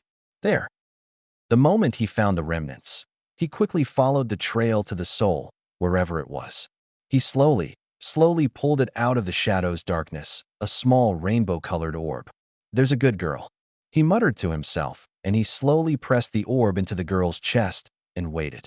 A few moments later, her eyes flew open and she took in a ragged breath like a person who was borderline drowning. She looked around wildly, shocked and confused. Yukino was overjoyed. She yelled out, Haruka-chan, and rushed forward, but stopped when Naruto knocked out the newly revived Haruka with a chop to the neck. Yukino was surprised and instantly went on guard. He looked up at her and said, relax, I didn't hurt her. Her soul still needs to acclimatize to being alive again, so she needs to sleep for at least a day. If she gets too excited before then, it could shatter the feeble link between body and soul and kill her again. Anyway, I did as I promised. I resurrected your friend. Now for you to hold up your end of the bargain. She was rather nervous at the thought of what the strange boy would ask her to do, but was surprised at what he asked. He gave her a picture of a very strange-looking man and said, I need you to find him. Locate Dr. James Hogback. Naruto infiltrated Tsuchi no Kuni in search of Dr. Hogback and Absalom. He had no luck finding them, but learned that a Wagakure had its own Jinchuriki, who was a master of Jinjutsu and had abilities to scout out an entire country. Enlisting the meek Jinchuriki Kikukawa Yukino by resurrecting her only friend and secret crush, the Jounin Suzushiro Haruka, he has obtained 2 powerful followers as well as a means to locate the elusive doctor, and now the chapter begins. Jinjutsu Hidden Cave. Naruto handed Yukino a picture that he had gotten from Kyubi's memories of what Hogback probably looked like. It was really a Jinjutsu on a piece of cardboard, but that wasn't really important. Yukino examined the picture. The man was of decent height and broad. His face was rather memorable. Long, pointed ears, vampire-like fangs, and he had a very long and pointed nose. His lips were a dark shade of purple for some reason, and he wore completely black, circular glasses like the Aburame clan were prone to do that completely covered his eyes. His hair was shoulder length, lank and pitch black, and he had a spiraling tattoo on his left shoulder. His forehead was very large due to balding at some point in his life. He wore some sort of black fur clothing over his back, a fishnet shirt, and normal-looking black pants. He also wore rubber gloves that reached his forearms and boots that went to mid-shin. Yukino looked at the boy and told him that it shouldn't be too hard to find him if he was in Tsuchi no Kuni. He nodded and gave her a list of the points where he most likely was. She took the list and got to work. Naruto watched in surprise at Yukino's abilities. She closed her eyes and murmured something under her breath, and a hexagonal mirror appeared in front of her from nothing. As he watched, large green tendrils of plant-like material emerged from the ground. There were probably 1 to 2 dozen of them, and each of them sprouted a few dozen strange pod-like seeds that broke away from the main plant and floated in midair. Before long, there were a few thousand of them throughout the cave. He examined one of the seeds quickly. Though the plant was biological, it had a strangely mechanical eye, like a camera lens in the middle of the broader side. This was before the thousands of seeds rushed through the cave opening. He looked toward Yukino and saw that the mirror she was looking at from before had turned into more. There were about 2 dozen identical mirrors around Yukino, which she moved in front of them both, the sides easily fitting together to make a single gigantic faceted mirror. Each facet had a different image upon it, and they changed at a rapid pace. She told him that each seed had a built-in genjutsu that allowed it to become invisible to normal people. He watched the multifaceted mirror in complete shock as each view moved at incredible speeds, moving where Yukino wanted them to go. The view from it all quickly made him a bit sick, and he looked away. Yukino had obviously had a lot of practice at this since she wasn't affected at all. He was absolutely amazed. He had no idea that a technique like this existed. The possibilities completely shocked him. They were endless. Entire countries could be watched all at once. Escape from Yukino's network was almost impossible. If it was in her range, which was amazingly broad, she would be able to find it within a few minutes. Before long, the Great Mirror showed a complete view of every major event in the country. There was a riot in a smaller town because of a corrupt governor. The daimyo was just waking up with a woman that was not his wife. Iwa was swarming with ninja, sending them out in droves. Rare animals fed upon certain plants that they liked in the mountains. It was simply too much for the boy to believe, and if he wasn't watching it with his own eyes, he wouldn't have believed it. Inside of his mind, Kyubi was just as amazed. She had no idea that the Rokubi was strong or smart enough to come up with something like this. It was 1 hour of searching later before they found him. Dr. James Hogback, greatest doctor of his time, and one of the 2 greatest medics alive, the other being Tsunade herself. He was currently drinking a cup of tea on a mountain ledge, apparently enjoying the sunrise until one looked at the town below. They were having a mass burial. 10 men dead due to a building collapsing.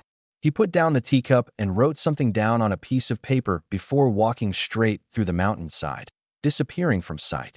Naruto asked Yukino where that was. Apparently, it was a small mountain town called Bubyuk in the Fujino Mountains. He inwardly cringed. That was about 10 miles away from one of the towns he had marked. He thought more about how he had walked through a mountain, though. He came upon the solution after a minute or two. It must have been Absalom. He had the ability to make anything invisible, as long as he was able to touch it. Hiding a cave entrance would have been too simple for him. He told Yukino that they would wait for 1 day so that Haruka could get her bearings, and then they would go. Yukino nodded and marked the invisible cave's location on the map before letting the mirrors disappear, the seeds with them. The massive plant stalks sank back into the ground as Naruto laid out a tent for each of them before going to bed. Raiding a well-defended building, heart transplant surgery, and bringing back the dead really takes it out of a guy. After a few moments, Yukino went to sleep too in the other tent, hardly believing that any of this was real. 9 hours later. Naruto woke up exactly 9 hours later. It was currently 10 a.m. He quickly got up and sealed up the tent, then went over to wake up Yukino. A minute or so of shaking her shoulder later, and he got bored and nailed her with a low-powered sueton, Mizurapa. She woke up in a flash. He silently handed her a towel, and she glared at him as she took it. Her mind was a little out of order. She had the weirdest dream where Haruka died and a small child agreed to resurrect her if she swore loyalty to him, which she did, and they raided the morgue for Haruka's body, and he brought her back to life right in front of her. She had abandoned her home, if she could call it that. Then she looked around the cave and realized that her dream wasn't a dream and glared at the boy who handed her a towel after soaking her in water. She got up and dried off to the best of her ability as Naruto sealed up the tent that he had lent her. She put her glasses back on after drying her face and looked at the boy, actually studying him. He was young, no more than 8 or 9 years old at most. He wore a shirt of a black rubber material and had durable pants. He wore standard-issue shinobi sandals and had a large trench coat. He didn't put his arms in the sleeves, but rather wore it like a cloak, with his hands and arms free inside of it. He had the top 2 buttons done, and the collar was flipped up, covering his face from the sides and back. He wore leather gloves that reached mid-forearm and a black hat of a strange design. It was cylindrical and went up 3 inches from the brim and was pitch black. Its brim was wide and slightly glossed so that the reflection from any light would make it hard to look him in the face. The entire thing was apparently designed to be difficult to recognize his features. She noticed one thing about him that had slipped her notice before. He didn't have a shadow. The thing just wasn't there. His size combined with what he had shown her forced her to ask a question. How did you get all of those people into that freezer? Where did you get them? And how did you get them onto those hooks? He turned to look at her and said, as for where I got them, well, I have been collecting them as I traveled through Tsuchi no Kuni, 2 or 3 from each town and anyone I met on the road. I studied them for blood type, any possible diseases, Kekii Genkai, or anything else that made them special. As for how I got them from place to place, well, without any obvious movement from him, a large black claw emerged from the darkness of the deeper areas of the cave. Well, I have a lot of hands. Now come on, we have to go get your friend. He walked on toward the portable laboratory, Yukino hurrying to follow him. He may be small, but that little bastard was quick. He opened the door and walked inside, Yukino following him as he approached the still sleeping Haruka. Wait, she cried. Didn't you say that if you woke her up too early she might die? Naruto looked back at his fellow Jinchuriki and said, yes, but the amount of time necessary for the body and soul to acclimatize varies from person to person. She wasn't dead for very long, so the time for acclimatization shouldn't be too long. I am going to check and see if she can be safely woken up yet, and if she can't, then I will get an accurate time as to when it should be safe. Then he turned back and plunged his hand into her shadow before the bespectacled girl could say anything more. He felt around the darkness of Haruka's shadow. While her soul is definitely here, that's a good sign. Everything seems to be lined up correctly. Wait, there's one. A spot where the shadow and body haven't connected to the soul. Let's see now. There are 1, 2, 3, 4. Yeah, 4 spots not linked up yet. Yeah, it's definitely not safe, but the spots are minor, so it shouldn't be too long. He pulled his hand out from the shadow and opened his eyes. Yukino asked him, well, is it safe to wake her up yet? He looked at the girl and said, not yet, but it won't be too long, an hour or 2 at most. He looked around before walking outside. He asked the girl, hey, since we're going to be waiting for a little while, care to play a game of chess? The moment the question left his mouth and he took out a portable chess set, he knew he made a mistake, judging by how Yukino's eyes lit up. Oh God, what demon have I awakened now? 2 hours and 32 chess games later. Naruto buried his head in his hands. That was absolutely embarrassing. He had lost 32 games in a damn row. Yukino was apparently a chess fanatic. He should have expected it given her bookish exterior, but now he knew rather than thought that she fit the stereotype of nerd. He looked over to Yukino, who kept asking, oh come on, one more game, it can't hurt, before he stood up and walked toward the cave mouth. Hey, where are you going? She asked him. He looked at her and said, there's a town about 5 miles away. I'm going to get your friend some clothes unless you and her would prefer that she go with us completely naked. Now then, if you'll excuse me. He walked out of the Jinjutsu and sank into a shadow. He's right, she thought. The only thing Haruka-chan has to clothe her is her Hitayate, since IWA law dictates that dead ninja be buried with them. I wonder how long he'll be. Her question was answered when he showed up barely 10 minutes later with clothing in hand.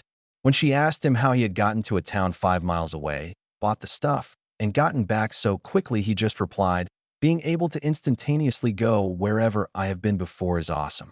Appeared about 10 feet away from the shop's front door, picked up what I wanted, and sank into the shadows right in front of the shopkeeper. As I got close to the register, his face was absolutely priceless.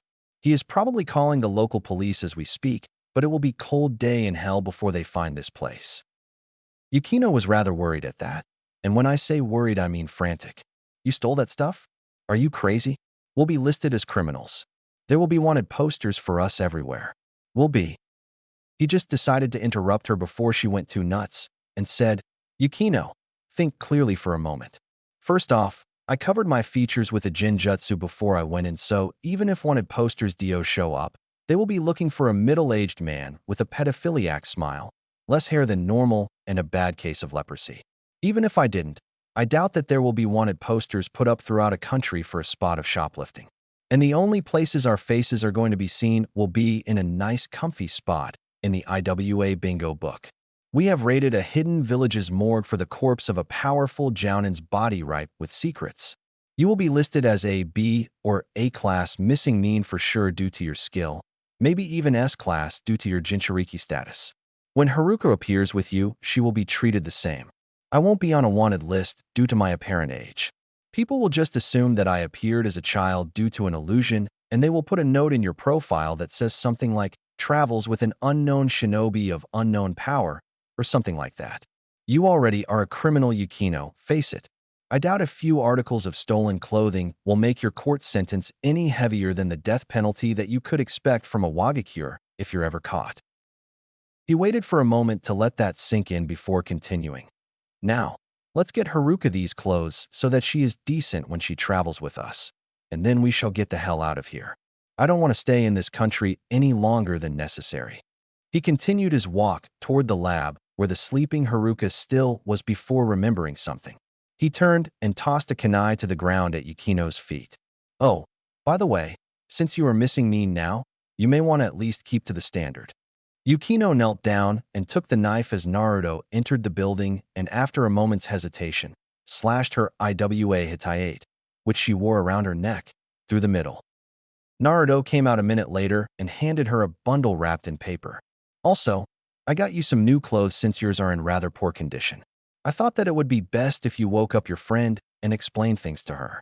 She will probably want to see a familiar face when she wakes up. I have examined her, and it is safe to wake her. Take your time. There are only legions of IWA ninja out for our blood." After that, he went and sat against the wall. Yukino, after a moment's thought, entered the laboratory. About 10 minutes later, Yukino and the now awakened Haruka walked out of the lab. Haruka was looking around at everything. She was wearing normal shinobi paints taped off at the ankle, standard kunoichi sandals, and a white Chinese-style shirt. She had her noticeably slashed IWA Hitayate around her waist like a belt. There was a pouch full of ninja equipment at her waistline. Yukino was wearing a shirt of a tough dark material and black pants of similar design to her friends. A standard equipment pouch and kunai holder along with normal kunoichi sandals finished the outfit, and she had her Hitayate around her neck, as usual. She was guiding her friend by the hand, and he heard Haruka saying, "I only wish that we could get back at that find that killed me." "Fiend," Yukino corrected her friend. Naruto sealed up the lab and put the scroll in its usual place before saying, "You wish for revenge, and Haruno women wish they were born with big, beautiful tits instead of the equivalent of molehills. Not everyone gets what they want, but at least your dream will come true in time. Theirs won't. Anyway, Yukino explained the situation to you." Haruka nodded, carefully eyeing the person that supposedly brought her back from the dead, and he just said, "Good. Then come on. The Fujino Mountains are about 60 miles away, and the cave we are looking for is rather deep in them." He started walking toward the cave mouth, the two kunoichi hurrying to catch up. Before he left, he turned around and asked Haruka, "Oh, by the way, do you want to keep this?" He held up the jar with Haruka's pierced heart. When he saw Haruka turn green, he just said, "Come on, it will make a nice souvenir." She slapped the jar out of his hand, and it landed with a loud crack on the ground. Naruto looked at the jar and said, "Geez, no one has a sense of humor anymore." Before walking on, the bookish Yukino trying to calm down her now fuming friend. 2 weeks and 80 miles later, the three were staying in a tent hidden by a jinjutsu provided by Yukino about a mile outside of Bubuk. The place was a rather quaint mining town under the control of an actually legitimate governor. Not a bit of corruption in the guy. That might explain why Naruto had heard rumors of ninja being hired to kill the guy in a few days. They had also had a mass grave robbing not too long ago. They were the 10 that died in the collapsed building.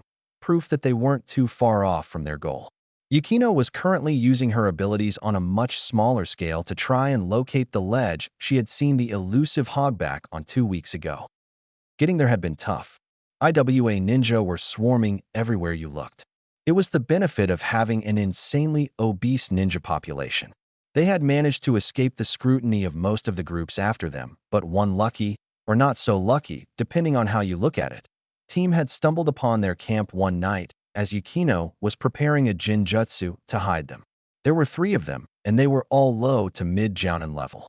The 4 of them immediately sent out a barrage of shuriken when they recognized their target. Naruto, who had just left one of the 2 tents, blocked the projectiles with a wall of shadow donated from the trees and quickly distracted them. This distraction came in the form of 6 claws emerging from each of the 4 shadows of the 4 ninja. 2 hands grabbed each ninja by the hips and held them still as the remaining 4 divided their attention to their legs. Each leg had 2 hands grab it near the knee and suddenly twist.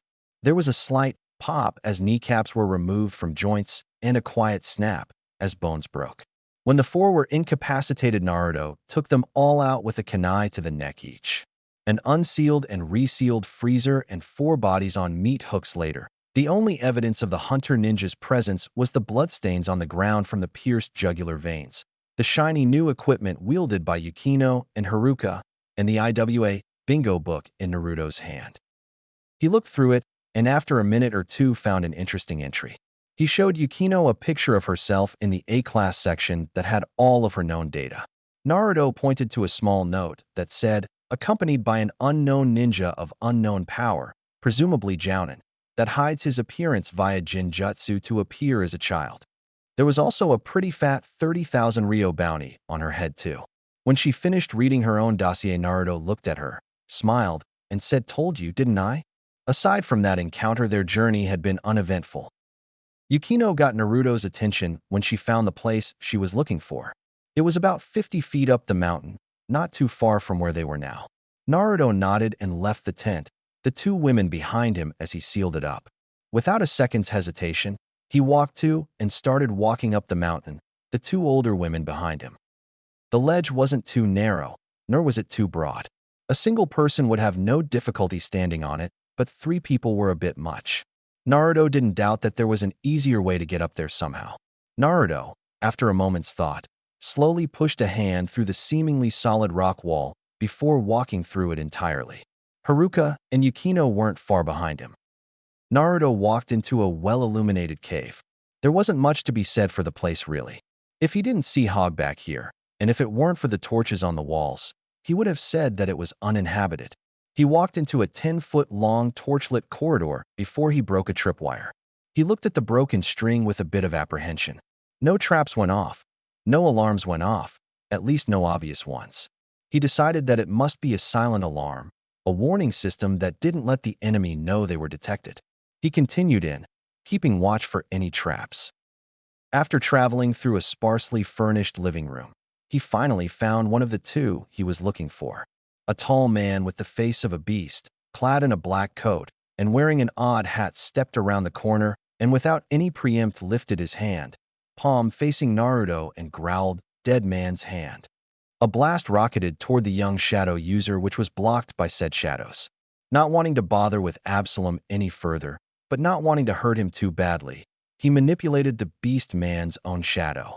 A pair of hands emerged from Absalom's shadow, grabbed the beast man's ankles, and pulled his legs out from under him.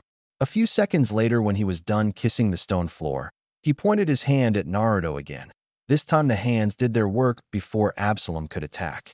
They lifted him up and slammed him back into the ground, stunning the amalgam of man and animal.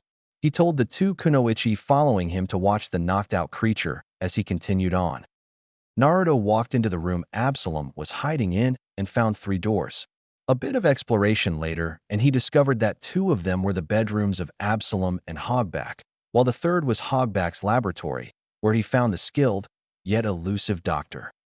He found Hogback dissecting a human corpse.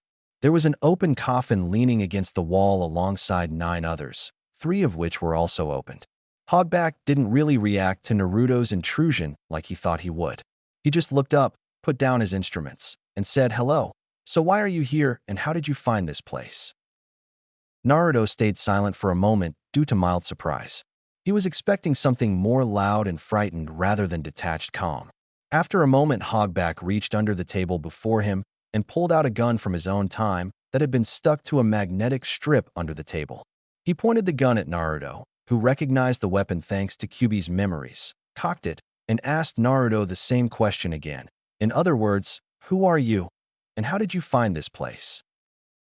Naruto smiled and said, "Well, my name is Uzumaki Naruto.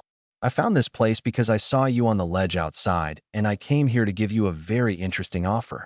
Hogback adjusted the gun to point right at Naruto's head and said, "Oh, and what's that? If I don't like your answer, I will have to put a hole between your eyes, you understand." Naruto nodded and just said, "In exchange for the assistance of you and Absalom, I will return to you the power and authority you had as members of Gecko Moria's 3 Enigmas." Hogback almost dropped his gun in shock. How does this boy know about Moria or about Thriller Bark? No one other than the zombies on that island, and those weaklings in the forest knew what we were called either. Never mind the fact that Thriller Bark fell centuries ago, and no one except me and Absalom have lived long enough to remember the times of the Grand Line before the Red Line fell. I must find out more. Hogback reaffirmed his hold on the gun. Naruto could have taken out the doctor by now, but he wanted the man to come along willingly. Hogback said, with clear distrust in his voice, "Really? Tell me, how does a boy know about things that are in no living record? Gecko Moria was defeated centuries ago, and Thriller Bark with him. The only living people who should know about that place are Absalom and I.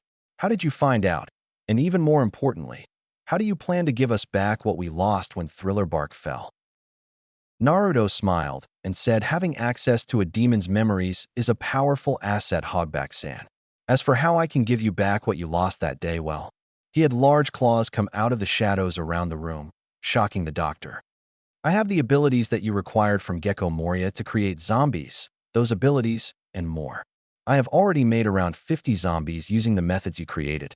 I have even improved upon them." Recovering from his mild shock, Hogback asked, with a bit of suppressed hope in his voice, "Oh, is that right?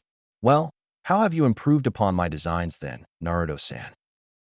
Naruto smiled openly then and said, "Well, I have made them fireproof for one thing. The second is that I have developed a way so that it is safe to kill the Shadow's original owner and not kill the zombie with him." Hogback actually dropped the gun this time, and it clattered to the floor. "I am possible," he muttered. Naruto smiled and said, "Not so. It is like I told you, Hogback-san. I can give you back what you lost at Thriller Bark, that and more. However, though I can make zombies easily enough, I need a medical expert to assist me. You have far more experience in creating zombies than I do, so your creations will be superior to my designs. That is why I did not try to harm you. If I couldn't have found you useful, I would have killed the both of you by now to prevent word of the zombies' weakness from spreading once they become known. Now then, I trust you will agree to my deal. It is simple enough. Serve me as you served Gecko Moria. Create zombies for me to animate. It is simple enough." Hogback nodded. He knew that this was the opportunity of a dozen lifetimes he was being offered.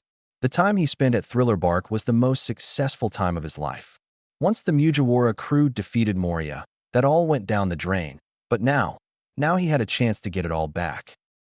Naruto just said, "Come on, we need to go wake up Absalom," before he walked through the door.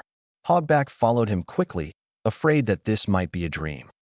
After they had woken up Absalom and he agreed to the same deal that Hogback had, the 5 of them sat down in the living room. Naruto and Hogback sitting in the 2 chairs while Absalom and the 2 girls leaned against the wall. Naruto started the discussion. "Okay, first thing, we have to get out of Tsuchi no Kuni and fast."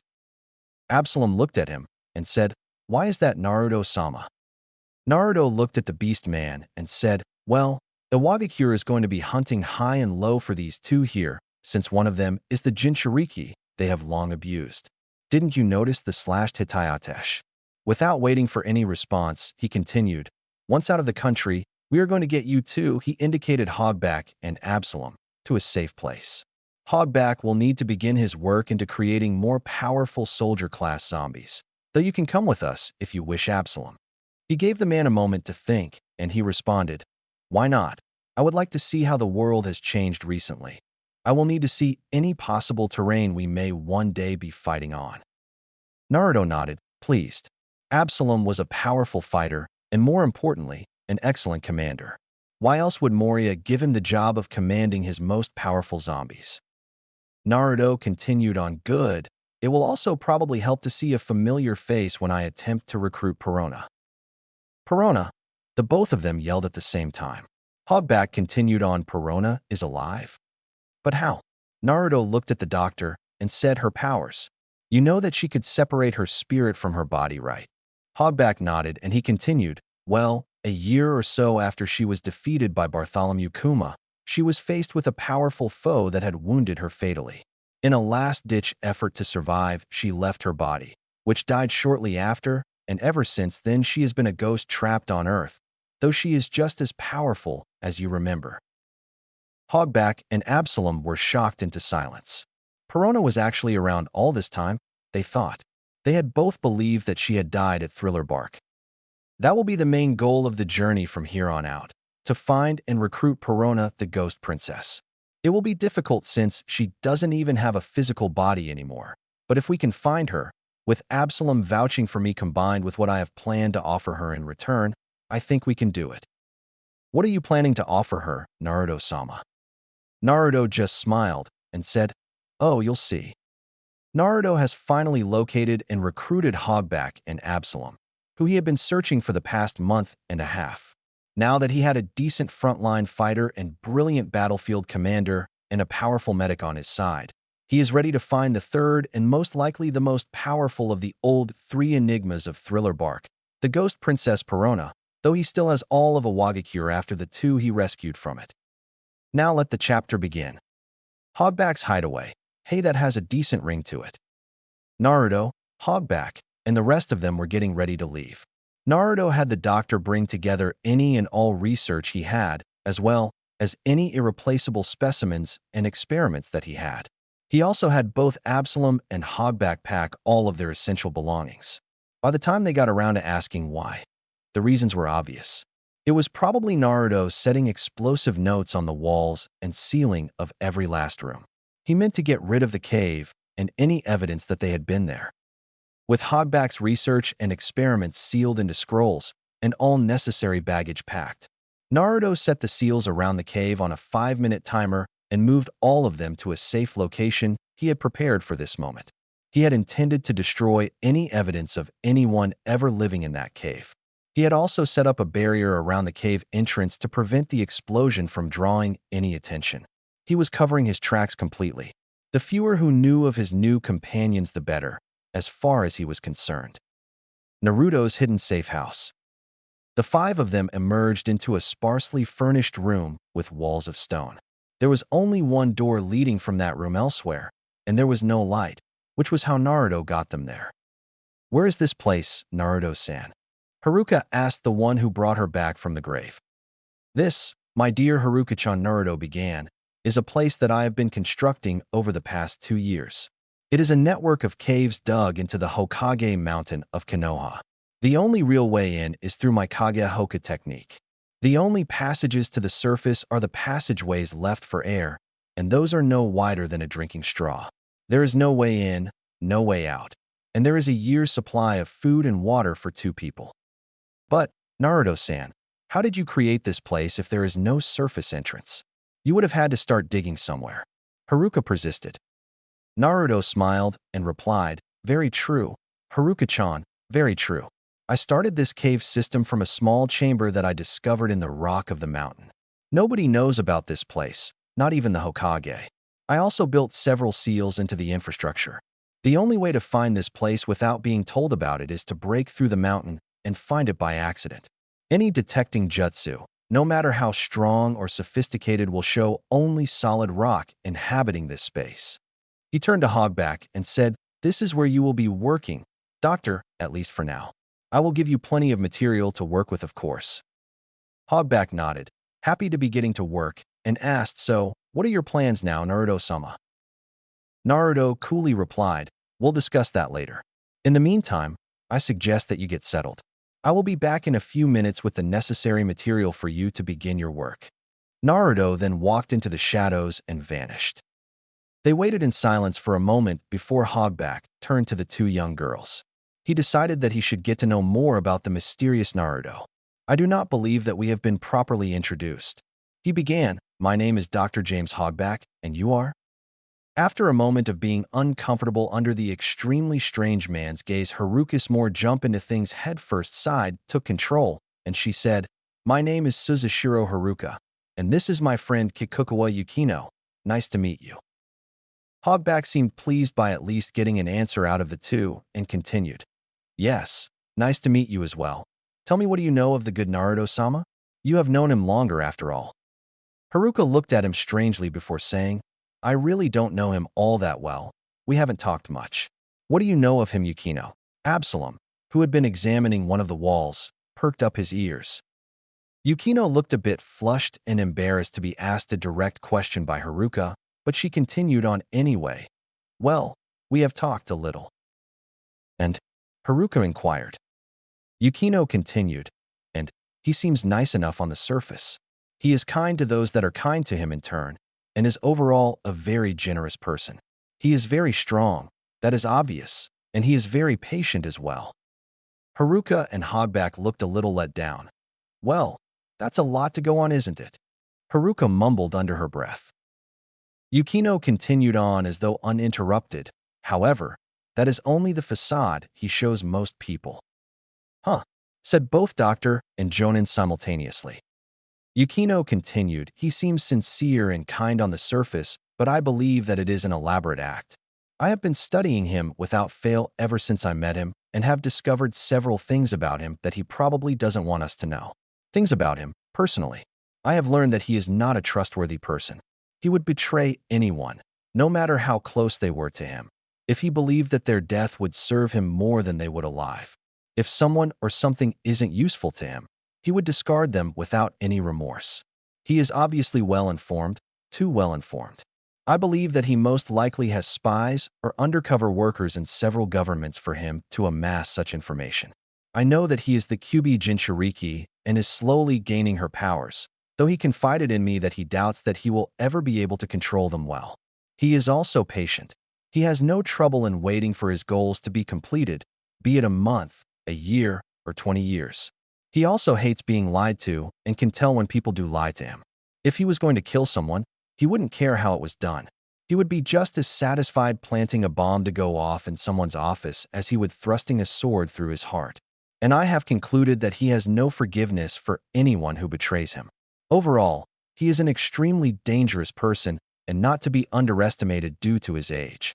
Of course, these are all my speculations, and my speculations only." The three of them looked at her, stunned. Haruka stammered out, "How did you figure out all of that, Yukino?" Yukino looked down and said, "Well, he got a bit talkative when I defeated him at chess." All conversation was cut short, though, as Naruto reappeared, two scrolls in hand. Without a word, he crossed into another chamber. A minute or so later, there was a large puff of smoke that went through the cave. Naruto came back and told Hogback, "I have established a freezer for you to work with. There are several dozen bodies inside." He handed Hogback the second scroll and said, "This scroll contains the blueprints for the zombies I have created so far. I need you to improve them as much as possible." Hogback nodded and took the scroll. Naruto waved a hand toward the center of the room, and the shadows moved from the corners of the room, forming a circular table. Other shadows came together and formed 5 black chairs. Naruto sat down in one of them and motioned for the others to join him, which they did. Naruto gestured again, and the tabletop changed into a very detailed map of the elemental countries. He began, "As you probably guessed, these are the elemental countries. Perona could be anywhere in them. aside from Tsuchi no Kuni and Hai no Kuni. That leaves a lot of ground to cover, way more than is possible to cover in the remaining 9 months of my training trip. What I need is the opinion of you 2-inch at this. He gestured to Hogback and Absalom. I need your opinion of where she most likely is. Anything that you can remember about her, places she liked, things like that. Anything you know about her that could make the search easier. The two several-hundred-year-old beings stayed silent in thought for a moment before Hogback said, she usually kept to herself. I only know that despite being a fruit user, she enjoyed being near the ocean. She also liked extremely creepy places, the creepier the better. If we are going by that, then any landlocked nations are probably not the place that you are looking for. A country with a beach, or an island nation is much more likely. He looked at the beast man among them and said, Absalom, you knew her longer than I did. Do you know anything more? Absalom stayed silent for a moment before saying, Perona joined up with us shortly before you did, Doctor. You are right, though. She did enjoy the water for some strange reason. She said that it reminded her of her home, but from what I know of her and her tendencies. The immense creature leaned over the map, and with one claw circled 3 country names. From what I know of her, if she would be anywhere, it would be one of these 3 places. Mizu no Kuni, Umi no Kuni, and Nami no Kuni. Those are the most likely places that she would be. Other than that, I have no idea. Naruto nodded and after a second of thought asked Absalom, are you sure that she would be there, more likely than anywhere else? Why those 3 in particular? Absalom pointed to Mizu no Kuni and said, Mizu no Kuni is famous for its thick mists, which is how Kirigakure got its name. The place is surrounded by water, and the mists add in a certain air about the place that would appeal to her, if I remember her correctly. He pointed to Umi no Kuni. Umi no Kuni is also surrounded by water and has been plagued by rumors of the Kama monster. This adds in a certain amount of fear, which would also catch Perona's interest. He pointed to Nami no Kuni. Nami no Kuni is an island nation, like Umi no Kuni. In addition to that, it has deep forests which mist from the sea tends to collect in. That seems perfect for someone like her. He looked at Naruto. I give no guarantee that she is in any of those places, but from the places listed on this map, those 3 seem the most likely. Naruto nodded and said, well, it looks like we have a plan. We will enter and investigate those 3 countries. It will take most of my remaining time to do so, but we will just have to do the best we can. While we are gone, I expect you to create as many marionettes as possible, Hogback, and also do your best to improve my current blueprints. He looked over to see the doctor already nosed deep into the scroll containing Naruto's designs. The doctor said, one step ahead of you, Naruto-sama. I have already examined most of these, and I cannot see any simple means of improving them. They are excellent soldier-class zombies. Naruto nodded as Yukino asked soldier class. Naruto explained to the bespectacled girl, the zombies of Thriller Bark had several classes. The first were soldier-class zombies. These were reasonably strong and numerous. I would say that my soldier-class zombies are all mid to high Chunin level, since they have the shadows and therefore the techniques of A and BU. A few of them working together could defeat a Jounin or 2. The next is the class known as a general zombie. These are the elite, strong and smart enough to take on a Jounin one-on-one. A few of them working together could give a Kage a run for his money. The final class was the special class zombie. Hogback only created one, and it ended up destroying half of Thriller Bark. A special class zombie would be strong enough to combat a summon boss or one of the lesser bijou. That is the main reason I recruited Hogback. While I can create soldier class zombies with ease, I have extreme difficulty in creating general class zombies and cannot begin to create a special class. In fact, I only have one general class zombie, and he isn't finished yet. He is made to contain one specific shadow after all. Anyway, moving on, our first stop will be Nami no Kuni, since from there we can get ships from there to Omi no Kuni, and from there to Mizu no Kuni. Agreed. Everyone nodded. There was little choice. 1 week later, the 4 of them had made it. They were in Nami no Kuni. Not that it was anywhere easy to get there. The only way for them to get to the island chain was through boats, and even then, it had to be a bit enough one for Absalom to ride upon invisibly, so as not to draw attention to his features. Plainly speaking, it was a gigantic pain in the ass for them all. They saw the beginnings of a bridge being built, but it wouldn't be completed for several years at least. Naruto and the rest were staying in 3 tents made for 2 people each. Naruto and Absalom kept one to themselves each, and the 2 girls slept together.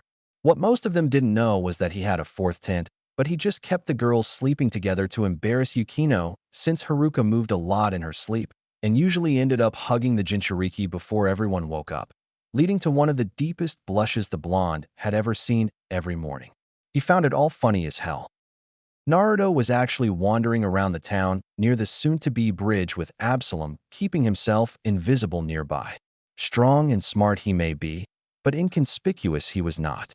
Naruto was searching for possible ways to spend the time in the city, as well as keeping an eye out for any particularly strong people that might make good marionettes if handled properly. He had set up a system with Hogback using the portrait zombies. He had a full-sized one in the cave system, so he could send things to the doctor, such as sealing scrolls full of material, and vice versa using the smaller portrait he kept in his coat. It was very useful, all things considered. Naruto had been walking around town for several hours, trying to find something worth his time, while Yukino searched the country for anything that might indicate that woman's presence. From what he knew, Perona had been wandering around various countries, causing entire towns to have emotional breakdowns to try and ease her boredom. All well and good, he reasoned, but she was still hard as hell to find at any point in time. He had told Yukino to be especially careful to look for cities full of horrifyingly depressed people. That would probably mean that they had hit the jackpot and found her earlier. It really is terrifying, Naruto thought. It really is terrifying what that woman can do. Perona's abilities revolved around spirits and ghosts. Her main tactic was a type of ghost that, should it go through someone, it would cause that person to have an immense emotional breakdown, losing all will to live and any focus whatsoever. As far as he knew, no one was immune to this effect, since the thing that induced it was intangible and couldn't be stopped by any physical object. The ghost would just pass through it. It was a pretty nasty technique. More than one fight that Naruto knew of had been decided through sheer force of will and stubbornness. Being able to completely take that away from someone would leave nothing more than a sobbing wreck. The only person that had ever been able to resist that effect was that pirate sniper, Usopp, and he was the first one to ever defeat Perona. But that guy was unique, a freak of nature, and most importantly, long dead. In addition to that attack, she could also call upon ghosts that were explosive in nature. The smaller ones could blow holes in solid concrete a foot deep. The larger ones would blow away a building. Combined with the fact that she could create such ghosts without limit would make her an extremely useful person when it came to dealing with a large number of opponents or destroying a tough target.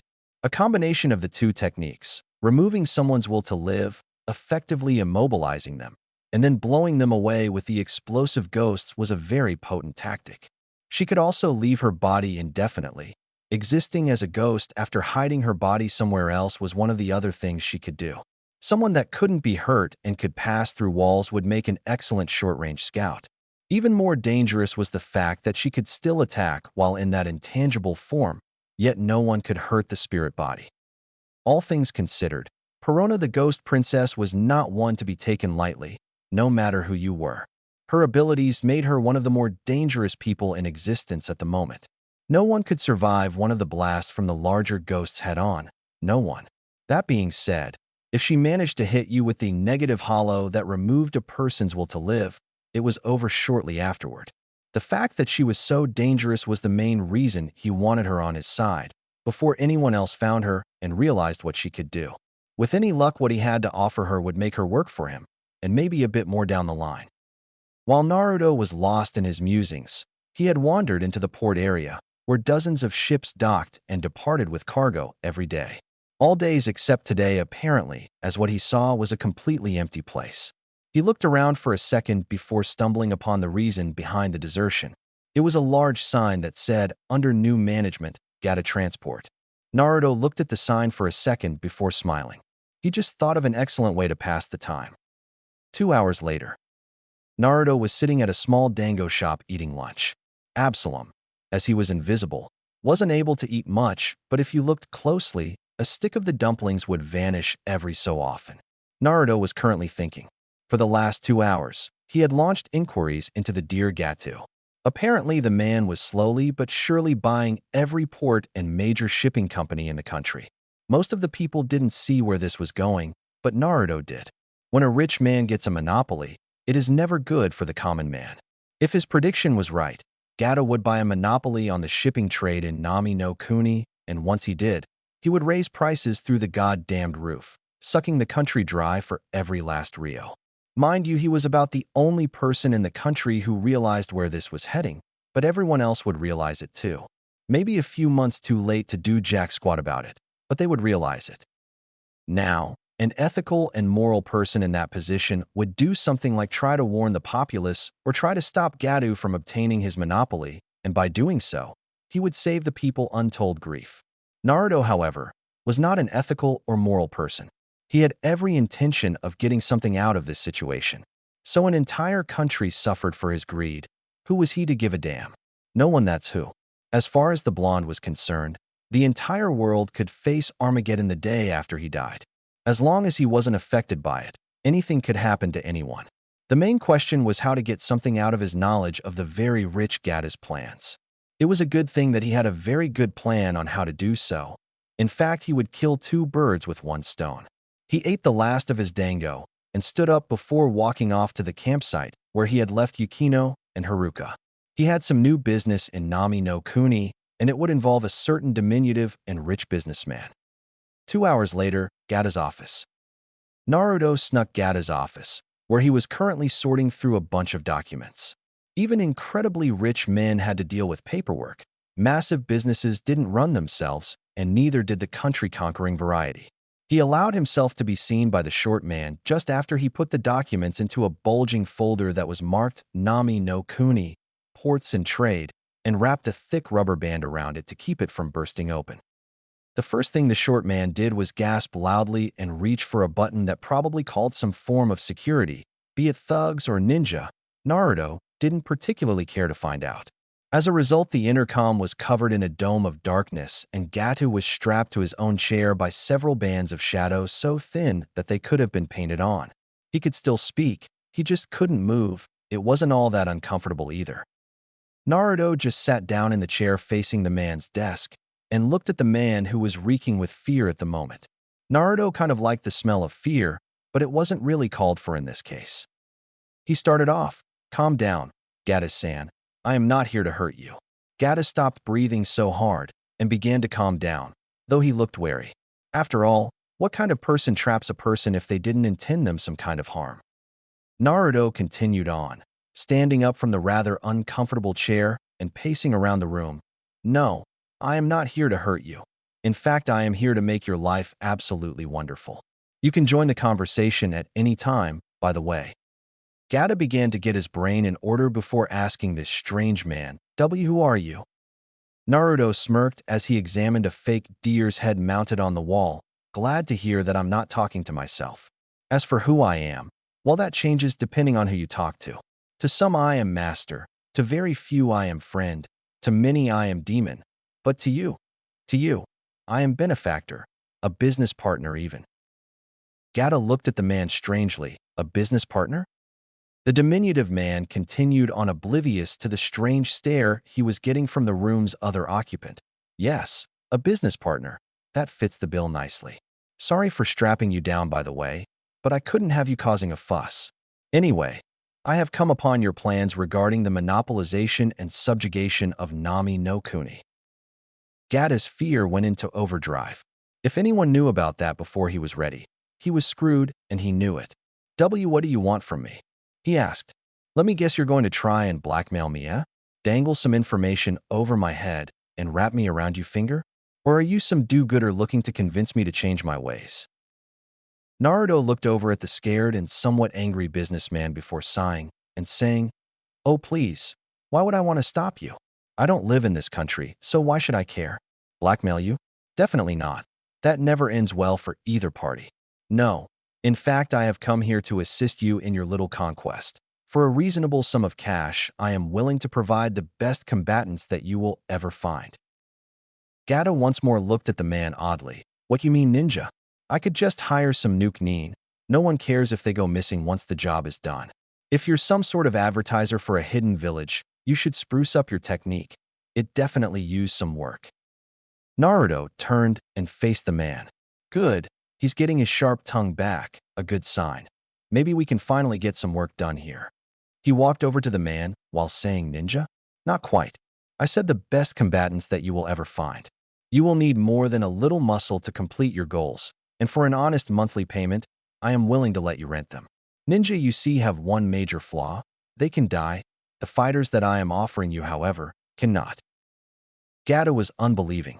A group of immortal warriors? The only immortal person that Gata knew of was that hiding guy in the bingo book.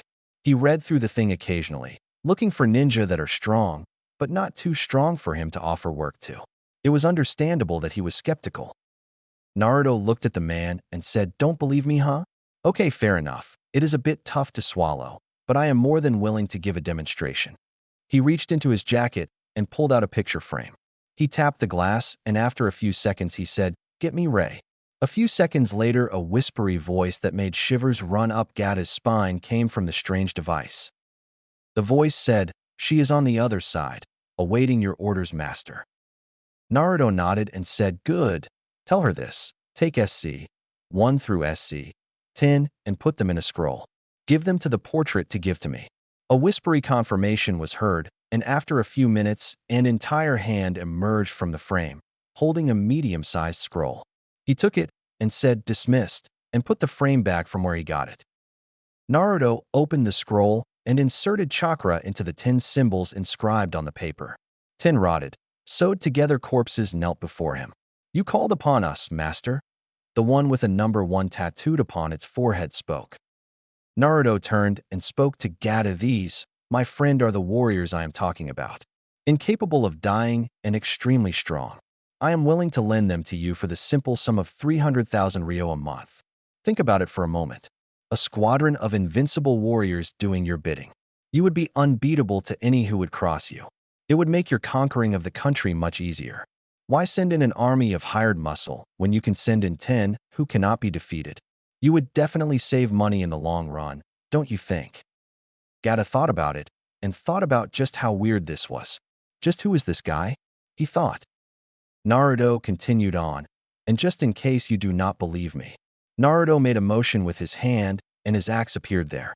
He swung it down and cut off the head of one of the 10 kneeling before him. Despite the fact that it was a lethal blow, no blood erupted from the wounds. The body did not drop to the floor. It kept still in a kneeling position.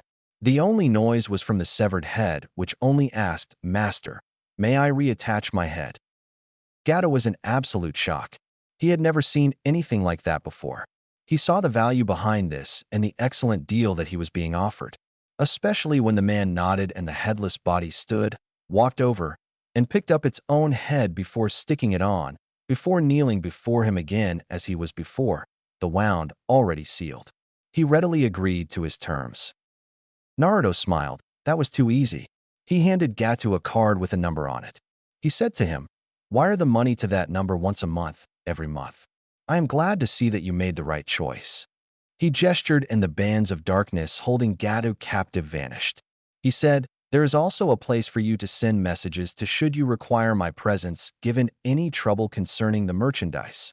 He turned to the kneeling corpses and said, "Listen here. Until I say otherwise, you are to call that man." He pointed to Gatu, "Master.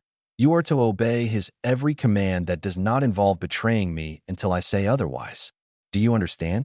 There was a mumbled, "Yes, Master." Naruto just said, "Good.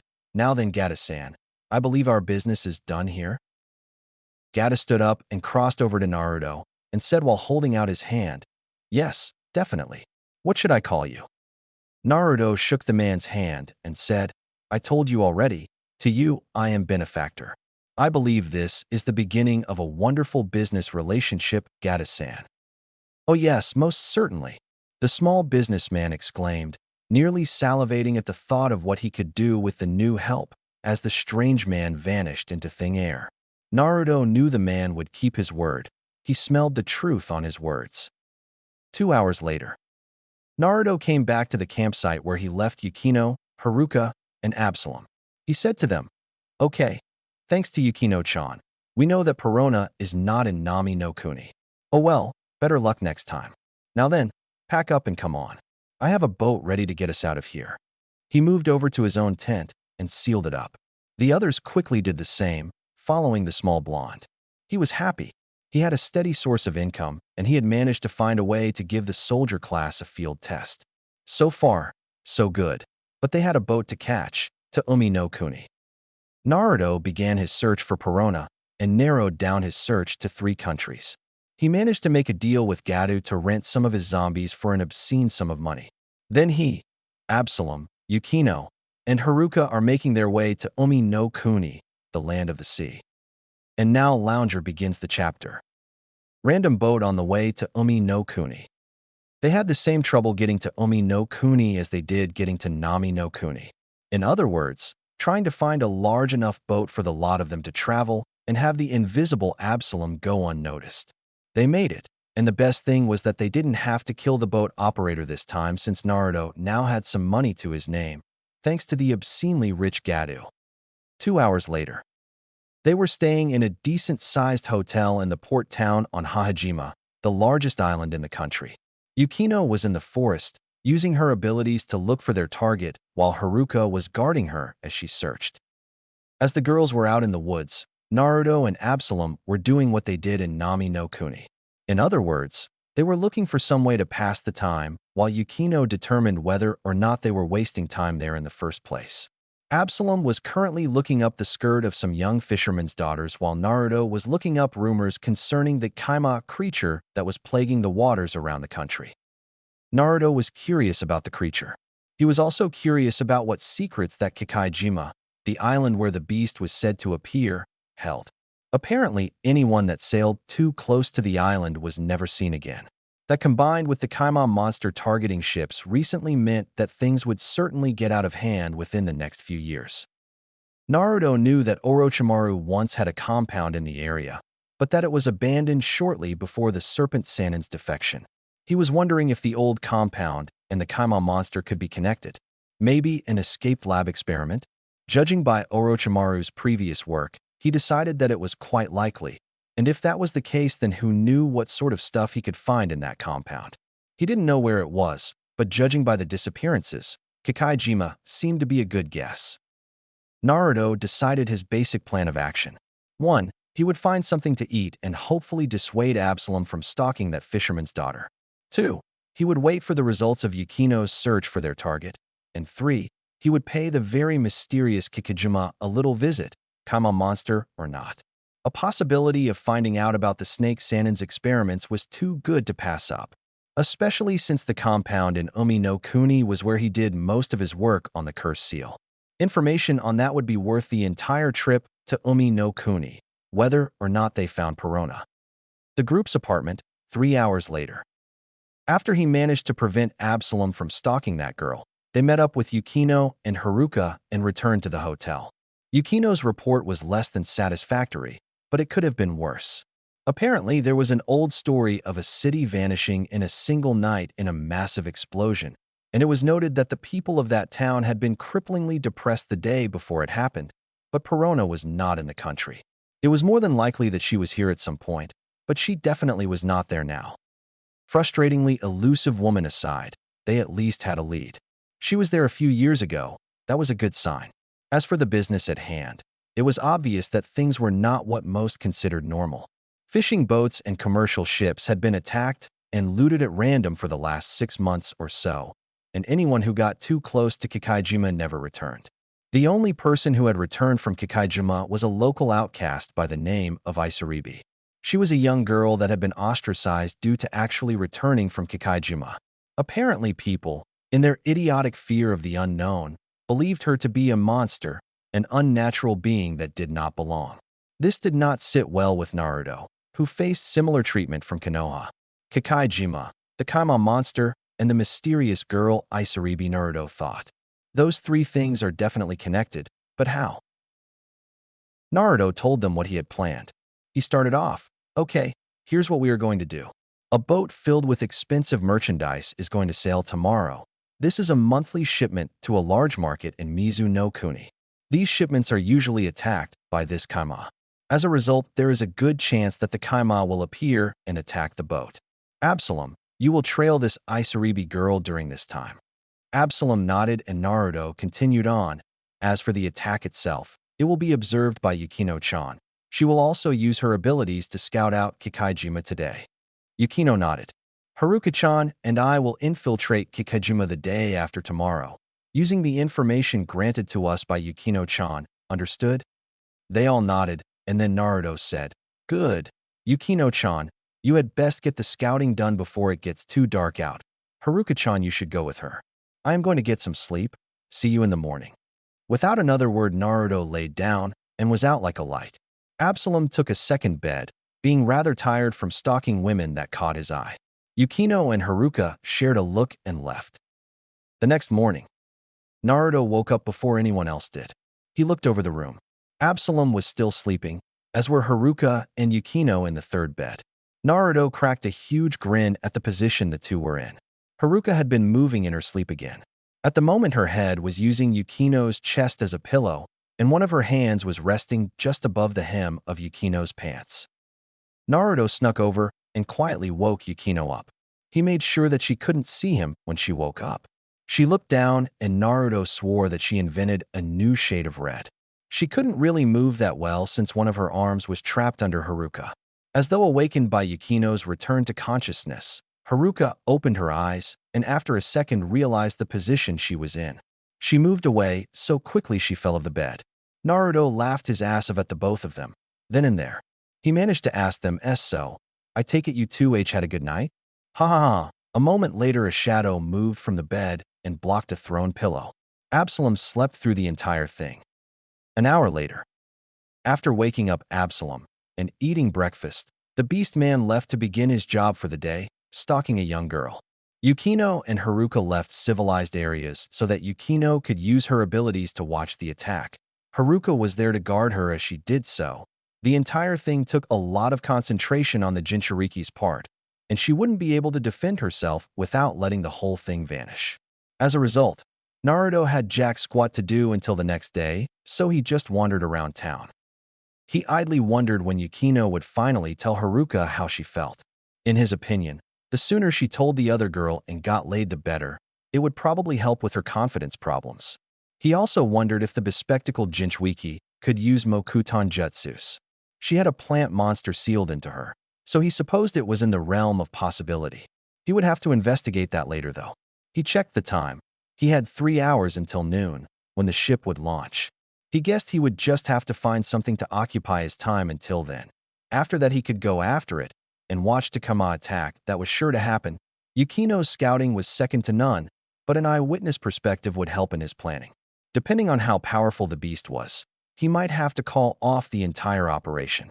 Not likely, but possible. Hajime, the docks, 12 p.m.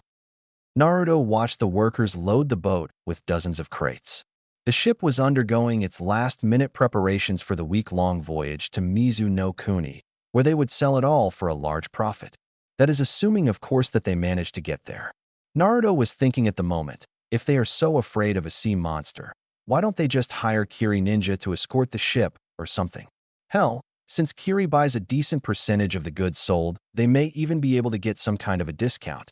It's just stupidity bordering on insanity. Wait a second, I spoke too soon. Indeed he did, for at that moment, Naruto spotted the trio of Chunin who were probably there to protect the boat, judging by the fact that they were positioned around the boat at random points. Obviously from Kirigakure, if the Hittite they wore were real. This presented a problem. Naruto wanted this little robbery to go off without a hitch. He didn't want the thing dead, well, not yet anyway. Konoha and its allies had a decent amount of sea trade, so if he could capture and tame it, or if it was sentient, convince the thing to work with him, it could be very useful down the line. If not, well, no one would really miss the thing. Either way, he didn't want the Kaima to go down at the moment. He had a choice: let the ninja go on the voyage, and while it carries the risk of the creature being killed, it would give a good demonstration of how powerful it and its possible allies were. On the other hand, if he eliminated the ninja beforehand, the boat was guaranteed to be successfully robbed, and he would get a clear view of the people responsible and perhaps overhear something useful. Well, he reasoned, if it dies, it probably wouldn't be worth the trouble anyway. Plus, A fight will be way more entertaining than a plain old robbing. He decided to let the ninja go. It would to see the creature's full abilities and, more importantly, entertain him since he was almost bored to tears at the moment. 1 hour later, the ocean. Naruto was following the ship via water, walking while being hidden by a jinjutsu. He was wondering where the hell this thing was. It had been an hour already, and he had seen nothing. If the thing turned out to be fake like most people outside of the country believed, he would be really pissed off. He was kind of surprised that the Kiri ninja hadn't spotted him. The jinjutsu wasn't that strong. It would easily fool any Jinnin. He could understand it getting by newbie Chunin, but experienced Chunin and above should have had little trouble dispelling it. It was a little risky putting an understrength jinjutsu over himself given the presence of enemies, but this was a possibility to test the power of Kirigakure's Chunin. So far, unless they were new to their rank, which is unlikely due to the somewhat important nature of the mission they were on, he was extremely disappointed. Then he was shook from his musings by the ship suddenly shaking somewhat badly. Naruto smiled. At last the thing decided to get off its ass and do what it most likely did best. Naruto watched as the ship gradually slipped off of its course and plowed headfirst into a nearby rock formation. The people who managed to get a hold of something solid were a bit shaken up, but otherwise okay. As for those who didn't, well, one bashed his head into a rock, making a very pretty mural on said piece of stonework. The second skid about 3 yards on his nose before sliding into the water, unconscious, and the last, well, he got hit in the stones by a stone, sang soprano for about 2 seconds before blacking out and going under. Naruto chuckled under his breath, wishing he had brought a camera for that last one, and focused hard on engraving that moment in his memory. He watched the proceedings on the boat carefully. A man with white hair and a lab coat was telling the captain that if he gave up the cargo without a fight, he would spare the lives of him and the remaining 2 crew members. He looked for the ninja and found 2 of them with scalpels in their throats, most likely courtesy of the white-haired man, and the third was out cold. There was a broken bottle near him, probably a liquid that vaporized into a gaseous sleeping agent upon contact with the air. Naruto was watching the captain, wondering if the man would do as this stranger asked. Either way, he would end up dead. He smelled the lie from the white-haired man when he said the part about sparing them all. The captain denied the assailant's false offer and was promptly met with a scalpel to the neck. The remaining 2 crewmen drew their swords and charged the man, only to be stopped. One was hit by a blast of water and forced into the ocean, while the other was nailed by a sudden blast of wind and shredded. When Naruto looked over to where the blast had originated from and saw 2 figures, the first was a combination of fish and human that quickly went under the water and went in the direction of the fallen sailor. The second was a rather tall man with red eyes, white hair, and a small scar near his chin. This man looked toward the man wearing the lab coat and said, "Your orders, Amachi-sama?" The newly named Amachi looked over from the recently shredded body and said, "Start unloading the cargo. Mabashi should be here soon with the boat. Nice job with that sailor, by the way, Jean." The newly named Jean nodded and headed below deck. The fish creature that was most likely the Kaimon monster emerged from the depths and was greeted by Amachi. "Excellent job, Isaribi-chan," he said. She meekly replied, "Thank you, Amachi-sama." Naruto's eyes widened as he realized what had most likely been going on. If that Isaribi is the same Isaribi that I told Absalom to follow, then this guy must be behind the disappearances near Kikaijima since she returned from there. Judging by his attire, he is either a doctor, or more likely judging by his speed and knife work, a mednin. Those 2, Jean, and the man coming with the boat, Mabashi, must be his assistants with whatever it is he is doing. He is probably conducting some form of research in Orochimaru's compound on Kikaijima, whether at his order or not has yet to be seen. Since they all refer to him as Sama, he is most likely the leader. If he is the leader, then the group must be small. More than likely the entire group is here, or will be once the mysterious Mabashi makes his entrance. If it wasn't small, then their leader wouldn't have come in person to help with grunt work. Since the entire team is here, I can eliminate the need to hunt through the maze that Orochimaru's compound almost assuredly is. If that is the case, then the matter is settled. Kill the 2 assistants and capture the remaining 2. Naruto waited while the one called Jean brought up several crates as a boat showed up, steered by a red-haired man. He called out, "Hey, Amachi-sama. It seems everything went okay. Naruto noticed that silver flashed from the man's mouth, most likely a tongue stud or something.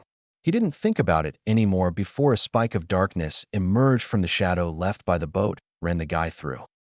Amachi and Isaribi looked around wildly as a similar spike ran through Jean. Thin bands of darkness trapped the arms and legs of the remaining two as Naruto stepped on board the downed ship and released the illusion concealing him. He stepped up to the girl, whose features returned to normal after she was captured, well as normal as you can look when scales covered random patches of skin. He asked her, "You are Isaribi, the girl who was ostracized by the inhabitants of Hajima after you returned from Kikaijima, correct?" She shakily nodded, eyes filled with fear, and he continued on, "You are also the Kaimon monster, correct?" She once again nodded. Naruto looked her up and down and said, "Huh, I thought you would be bigger." He turned to the downed medical ninja and said, "Your name is Amachi, yes?" The man nodded, a strange combo of fear and fury in his eyes. Naruto asked him, "So what's your story? What do you have to do with the compound on Kikaijima, the kidnappings, this girl's appearance, the Kaimon monster, and Orochimaru?" "Oh, don't bother lying to me. I will be able to tell, and if I catch you lying I will kill you. If I don't, well, I might let you live." The man, driven by his fear, told Naruto of what had been happening over the last few years on Kikaijima. How Orochimaru started the base along with him and had him running it. How Mitarashi Anko had her curse seal applied there. About Orochimaru abandoning the fishman research that Amachi had continued. Isaribi being a guinea pig in said research. How he had helped spread the rumors about the Kaima by letting people live, and his plans in general. Naruto nodded and asked the girl, "Why do you work for this scumbag?" Amachi looked pissed, and Isaribi looked surprised. She stammered out, He promised that he would return me to being human if I helped him." Naruto nodded again and turned to the doctor. He asked, "Are you planning on, or even capable of fulfilling that promise? Keep in mind that the same rules from before apply." Amachi gritted his teeth for a second before spitting out, "Hell no. I have perfected the way to turn someone from human into a kaima and give them the ability to go fully from one to the other at will, but it is completely impossible to change an imperfect specimen into a perfect result." Naruto nodded and said to the man, "So, you were using an ostracized girl's hope of becoming human again to manipulate her into serving you?" Amachi nodded and Naruto smiled before saying, "I like your style." He took a moment to appreciate Amachi's surprised look before asking, "So, do you have any perfect results of your research? Also, are there any remains of Orochimaru's research on the cursed seal in the compound?" Amachi shook his head before saying, "None but myself, and that is only a recent development. As for the cursed seal, yes, I helped Orochimaru create it, but he took the research of it with him when he left. Along with the specimen, we extracted the enzymes used to create the seal from." Naruto nodded before turning to the girl and said, "You know, you kind of remind me of a young me, ostracized, used, lied to, and tormented. In fact, if you were more cunning and malicious and a lot stronger, you could be me at a younger age. As a result, it is with some pleasure that I do this." At the word this, a spike rammed through Isaribi's chest, and she dropped to the ground. Amachi gasped as he saw the boy kill Isaribi. He stammered out, But you said that she was like a younger you. Why would you kill her?" He looked at the bound man before saying, "I know what I said. If I were faced by some younger me from some other dimension or something, I would kill him too. I don't want an opponent anything like me, and I can guarantee that we wouldn't get along. As for you, there are no remnants of the cursed seal research left?" "None at all." Amachi nodded and went the way of Isaribi. "Then you are useless." Naruto looked around the various wreckage before mumbling to himself, "Right. Since Isaribi lost Absalom by going into water, he will probably be at the hotel room. Since Yukino saw that little incident for sure, she and Haruka will be back at the room soon too." He checked the time. "Well, that was a good way to blow 2 hours. Looks like it's time to move on." 1.5 hours later, Naruto got back to the hotel room and told the group, "Right, the Kaima is taken care of. There will be no need to search the compound. There's nothing of interest there. I got us some tickets to a boat heading for Mizu no Kuni in an hour, so get everything you want to take with you." Naruto took the kunai he had hidden under his pillow and put it back in his coat, and the others gathered up everything that was theirs, except Absalom, who took all that was his and the ashtray. Souvenir, he replied when asked about it.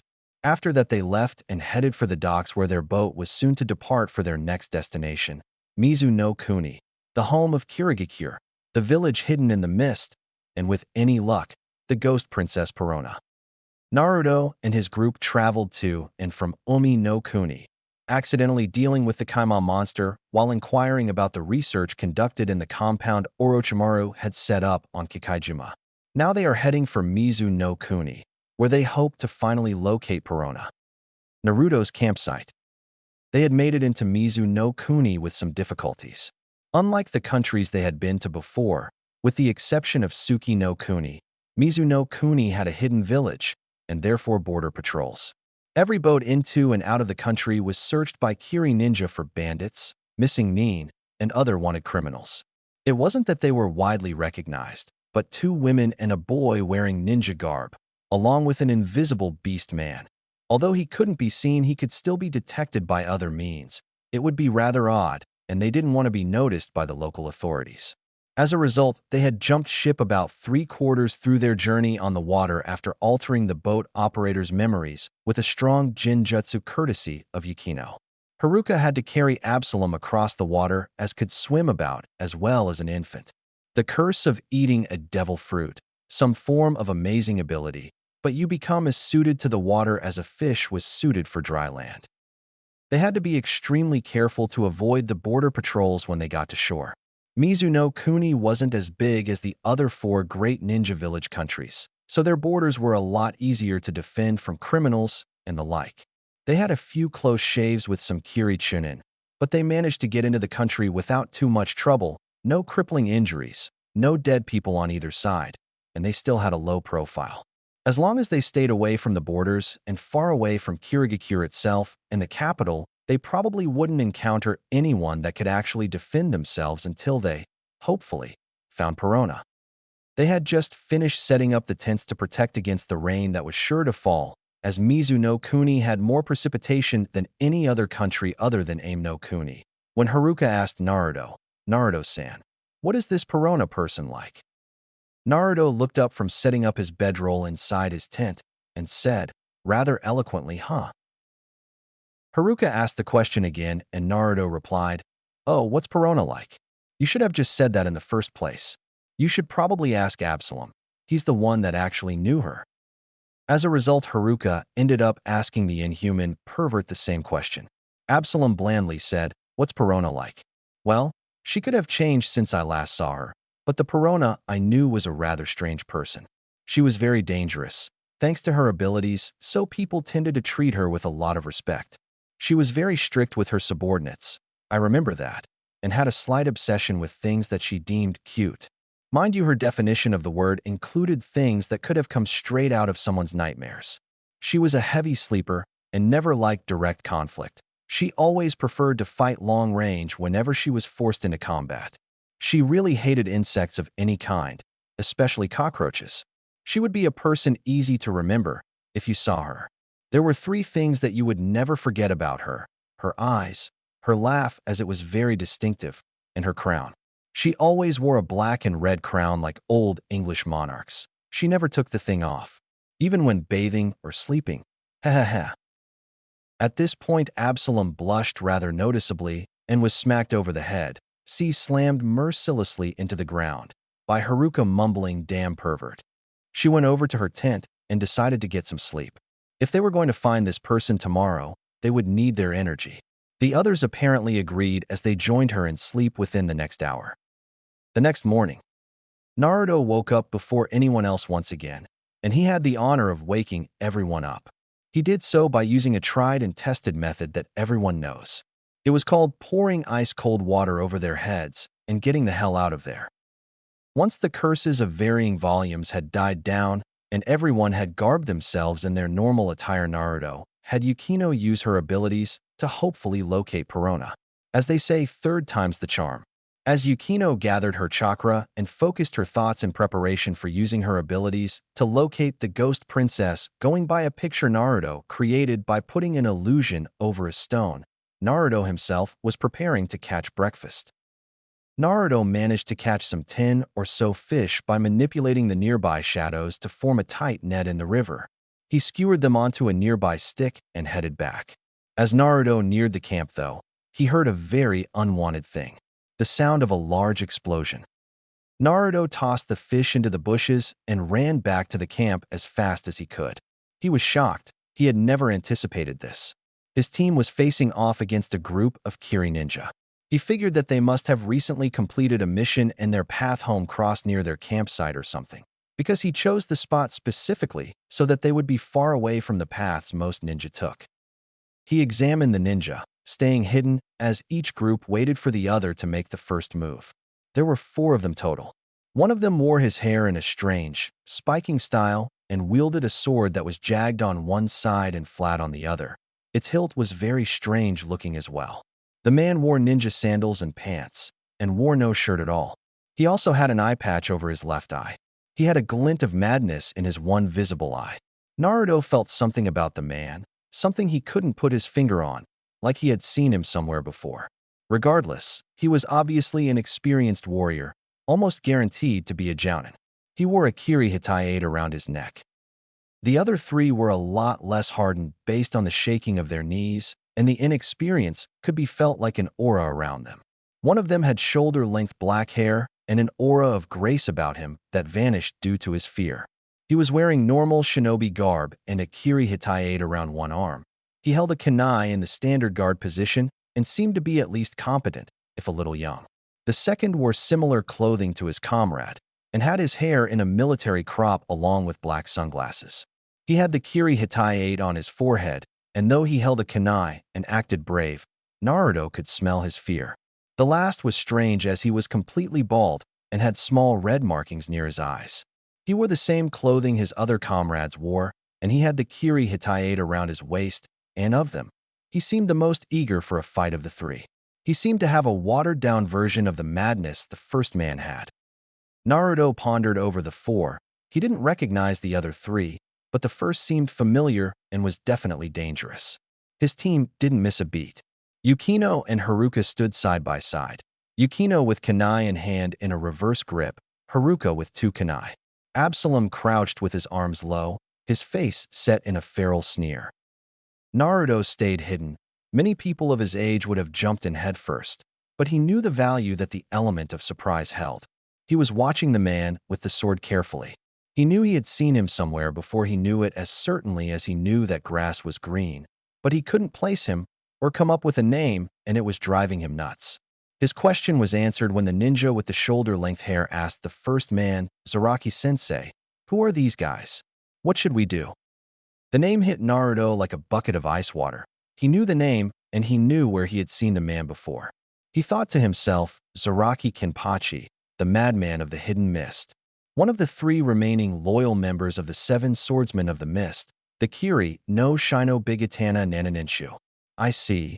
He must be acting as a jounin sensei, and those other 3 must be the genin he is leading, which explains why they're so afraid. Fuck, I never expected to run into someone like him. This is bad. Zaraki is supposed to be one of the strongest of the 7, alongside Hoshigaki Kisame himself. Of all the possible enemies. No, I have to think positive here. Zaraki is strong, but he isn't unbeatable. No one is. With 3 newbie genin to protect, he could be ambushed. Best case scenario, we manage to capture him alive. Or we could. Naruto's thoughts were going a mile a minute. He knew that although Zaraki was one of the strongest of the 7, they couldn't run. If they did, he would be able to bring information about them back to Kiri, and before you could say knife to the throat, they would have Kiri Hunter Ninja coming after them on the grounds that they would all be Nuke Nin from IWA, which was half true. If they managed to defeat Zaraki, then his disappearance would be heavily investigated. Of bloody course, Naruto thought of all the possible opponents we could have been stuck with. It had to be a fucking celebrity. He decided that his best chance was to strike at the genin, forcing Zaraki to protect them. He laid low and waited for his moment. As for the great swordsman himself, things weren't looking too good. He had 3 Genin in tow, barely a month from the academy, which had just completed their first C-rank mission. And they stumble upon a camp of Nuke Nin from a village that was famous for powerful Doton jutsus. Before they could prepare a plan, fucking Ikaku drops a kunai with an explosive note tied around it, setting off an explosive that allows them to find their location, and now here they were. I suppose he thought this is what I get for taking a shortcut. He knew that things were looking bad. The three of them handled themselves like professionals, almost guaranteed to be jounin, and he had a trio of greenhorn genin to protect. These were far from the best odds he had ever faced. He knew that if the battle dragged out, he would be screwed, they would outlast him. He had to end the battle quickly. Taking that to heart, he rushed forward, sword in hand. Naruto watched carefully as the spiky-haired ninja rushed forward. This would be the first time he had seen his team in real combat. The three of them dodged aside from the sideways slash that he used, and while they were in the air, Absalom blasted the swordsman with one of the invisible cannons strapped to his arms before vanishing, while Haruka launched a volley of kunai toward the genin. The blasted Zaraki turned out to be a Mizu Bunshin, and the real thing appeared in front of the 3 Genin and deflected the knives that would have impaled them at the speed they were going. He mumbled to the genin as he kept his opponents in sight, looking for the third. "You three need to get out of here, fast. You guys would only get in my way, and if you stay you will get killed, understand?" The three nodded and Naruto continued to listen in. "I will give you guys a chance, and you need to take it. When I give the signal, run and get back to Kiri. Tell the Yondaime that 3A rank Nuke Nin from Awagakure are in the area. I will follow you when I can, okay?" The three nodded again, and he whispered, "Okay." The powerful Jounin went through several hand seals and mumbled, "Kirigakure no Jutsu." Soon afterward, a thick mist rolled in, beginning to obscure the group from view. The mist took a few seconds, but it eventually covered a good distance around the clearing and enshrouded the clearing itself. Naruto felt the genin try to run as Zaraki rushed Yukino and Haruka, who repelled his assault. Absalom was getting behind him. Naruto manipulated the shadows and formed a wall in front of the genin, preventing them from escaping. They were the key to winning this fight as easily as possible. He wasn't letting them get away. Since the genin could barely see in the thick mist, they ran smack dab into the wall of darkness and reeled backward. Naruto formed a few more walls around them, leaving only one direction for them to travel in, back towards the fighting. Since they were inexperienced and far too weak to penetrate the wall, not to mention nearly blind in the thick mist, they followed the only path they could, right back into the clearing, though they didn't know it. They arrived just in time to hear the boom of one of Absalom's cannon shots nailing Zaraki in the side, sending him flying into a tree, his side bleeding badly. Naruto winced when he saw that. He wanted to catch Zaraki alive since the shadow couldn't be taken from a dead man. As much as he would love to jump into the fight from a distance and end the thing now, he couldn't use his best techniques without his own shadow, and though he could call the shadow to him and have it there within a few seconds, it was guaranteed to be watched, so such an action would blow his cover with Konoha. He would have to step in at the last possible moment to subdue and transport the still-living Zaraki. The man in question, however, was in both blazing pain and immense confusion. He was in pain because of the bad wound in his side, and was confused as to how he got it. He didn't sense any genjutsu, and he didn't sense any chakra being used. He didn't know how the third enemy did this to him, but he knew that it was the beast man that did it. Then, of all things, he saw his genin team watching the fight. He roared at them, "What the hell are you doing here?" He yelled, "Get the hell out of here now. We can't find our way out of here, Zaraki-sensei." The bald one yelled, "There's something stopping us from leaving." Zaraki cursed under his breath. With the genin there to slow him down, his chances of winning that were already slim were getting lower, and he knew it. His eyes widened as one of the two women, the one with glasses, whispered something to the blonde one, and turned toward the younger ninja. He rushed toward the brown-haired woman, determined to stop her from hurting the genin, when he was met by a blast just like the one he felt before, only it hit him in his other side and sent him flying in the other direction. He watched in a pain-filled daze as his team scattered and charged the woman, knowing that they couldn't escape from such a high-level opponent, only for one of them to be met by a blast just like he had.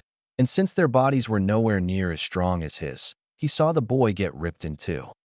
As for the other two, one of them had their kunai parried by the brown-haired woman before slitting the boy's throat, and the other was pierced through head and heart by darkness. Indeed, the shadows had stretched from their places below the tents and pierced the third boy's body, ending his life. Zaraki knew that this was it for him. The adrenaline was keeping the pain somewhat numbed, but he knew that his wounds, if not seen to by an expert medic in the next few minutes, would be fatal. He never expected something like this to happen. He didn't know why he couldn't take these guys out. He never had this much trouble with an opponent before. Ever since Kurosaki died and let the 7 swordsmen decrease to 6, they all went downhill. Zabuza, Kisame, and Raigo went rogue, and Tosin went blind, though it never really bothered the man. He and Jin were the only ones to have changed the least. Jin had only grown a bit creepier, and he hadn't changed at all. But against 2 opponents of high strength and worked extremely well together, which would have posed anyone a challenge, he still would have fought on even ground. It was the third that did it for him. He couldn't detect the beast man, and as a result he was there, lying against a tree with his lifeblood pouring through his sides. He tried to rise, but the sudden jolt of pain that the action brought drove the man from a slight crouch to his knees. He then drifted into unconsciousness. Naruto moved quickly, smiling the whole way. Apparently the rumors he had heard about Zaraki were false. He really didn't live up to his reputation. He was very strong, but he couldn't have been on par with Kisame. Then again, Kisame went rogue almost 10 years ago. Maybe Zaraki had gotten old. He was in his early 50s now. His team worked very well. Apparently Yukino was only shy outside of battle. In battle, she didn't care about taking lives that much, and her teamwork with the skilled Haruka was amazing. Absalom had used his abilities well too, keeping himself undetected and nailing Zaraki when the opportunity arose.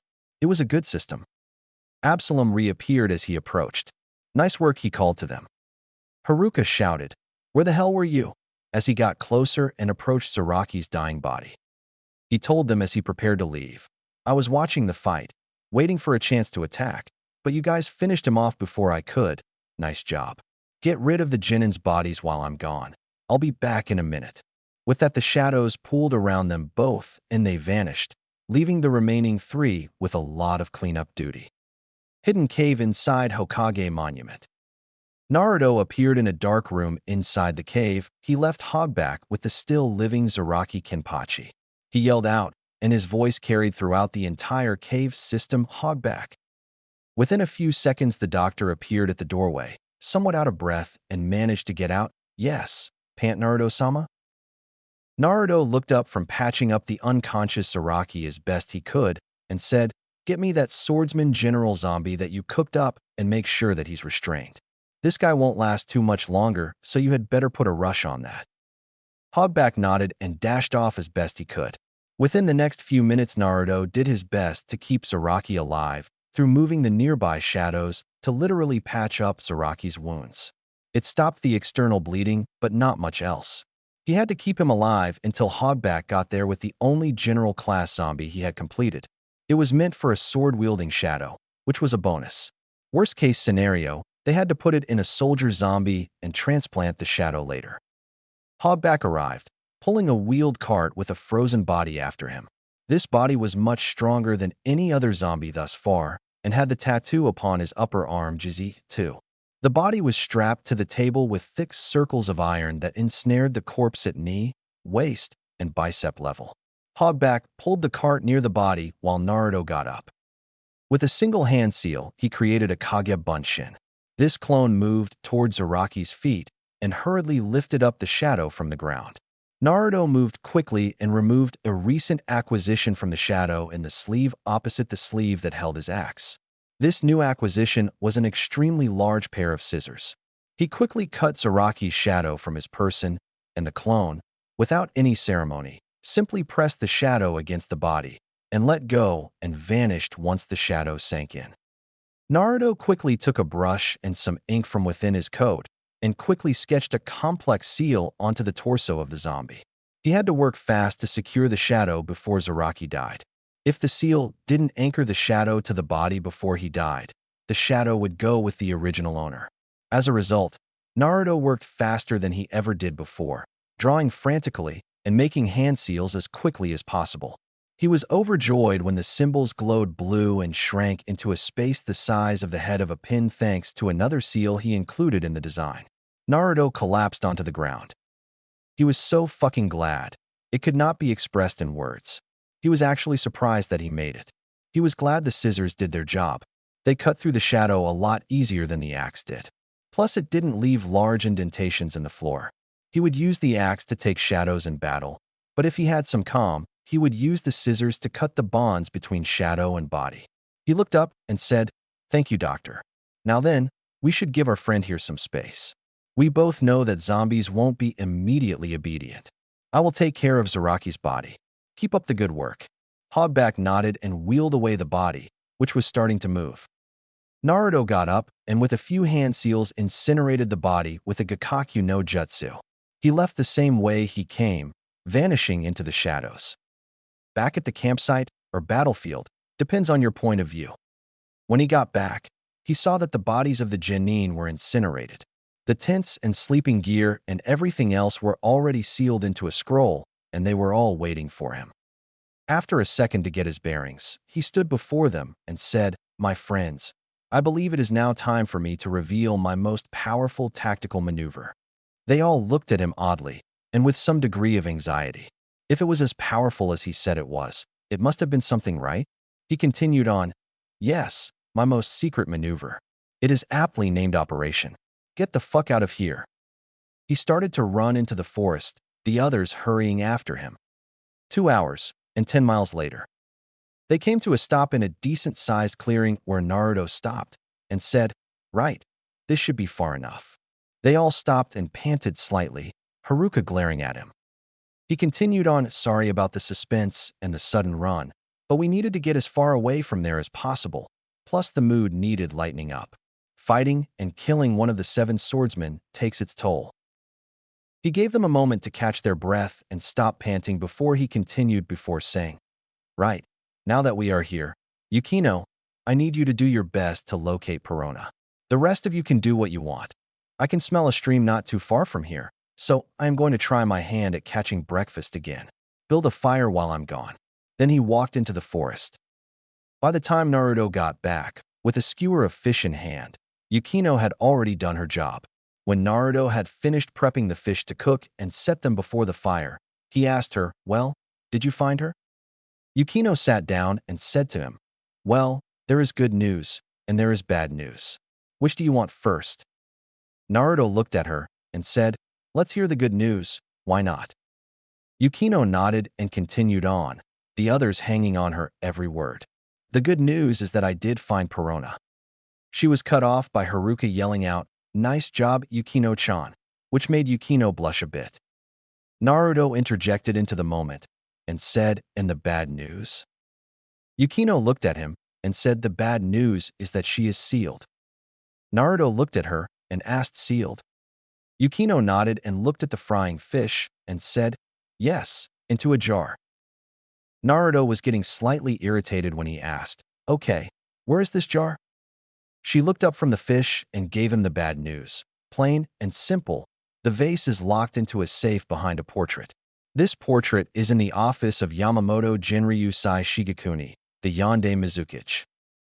Naruto said only one word, and it summarized the entire situation. Fuck.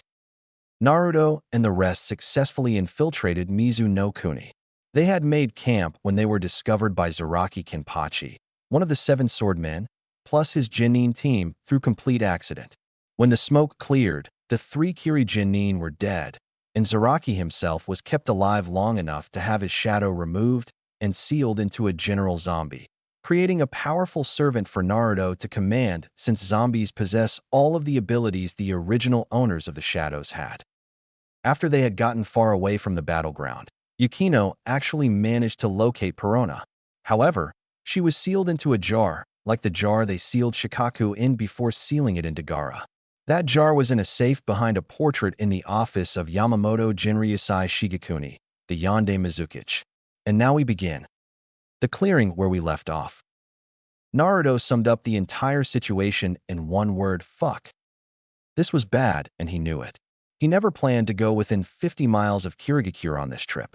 Now, he not only had to infiltrate the office of one of the most powerful men in the world, but he had to do it in a damn short time limit.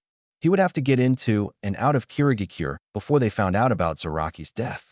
The moment they found out about it, the entire village would be sealed up tighter than a camel's nostril in a sandstorm for quite some time while they tried to find the people responsible. In other words, Naruto, Yukino, Haruka, and Absalom.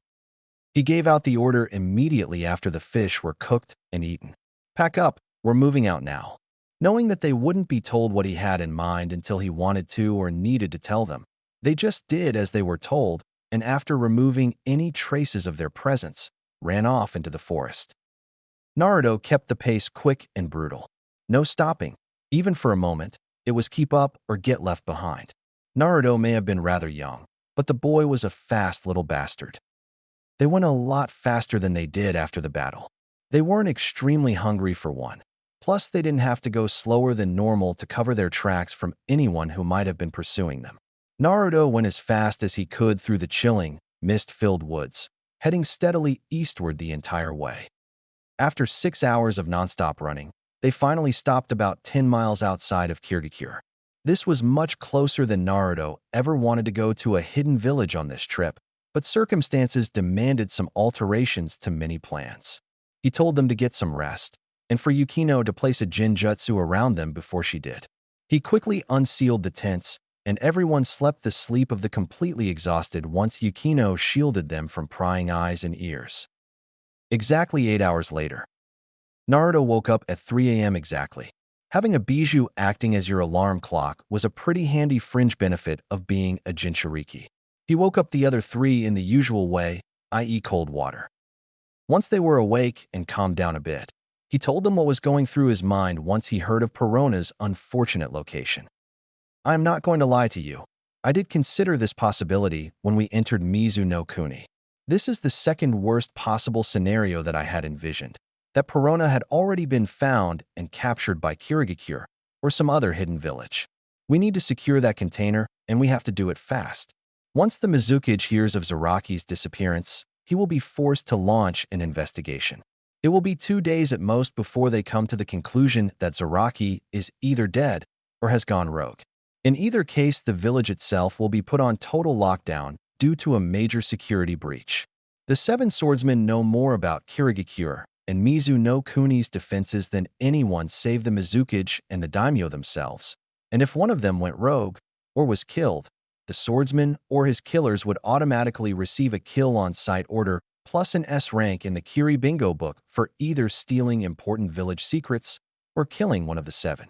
If we are going to have any chance whatsoever of obtaining Perona's container within the next year, we have to do it now. Do you understand? If we miss this chance, the village will be damn near impenetrable for God only knows how long, and the security will be tightened immediately afterward for quite a long time. We do not have a second chance. Do you understand? They nodded and said, yes, Naruto-san/Sama. Naruto continued on, good. Now then, no matter what, we are not going to engage any Kiri ninja. The only time you should attack anyone is if that person finds out what we are here for, or you are laying down cover fire for our eventual escape.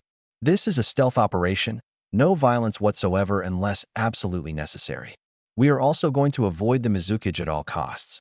The last damn thing we need is one of the Kages coming after us. Well, fighting us. He will definitely come after us once he realizes what we have stolen, but we do not want a confrontation with him. At this point in time, Yamamoto would rip us apart. The moment we obtain Perona's container, we are getting as far away from here as possible. If possible, I don't want anyone dying either on either side. We are here as thieves, not assassins. Besides, killing someone leaves way too much evidence of our passing. Now then, Yukino-chan, I need you to scout out the village in its entirety. Leave nothing out. Every sewer entrance, every abandoned building, any place that would be useful as a rendezvous point. Pay special attention to the gates, A and BU patrols, and the Mizukage Tower. Also make sure to scout out the inside of the Mizukage Tower, every guard post, every camera, and every possible hiding place, and get it all down onto a map. Absalom, I will need you to infiltrate the village.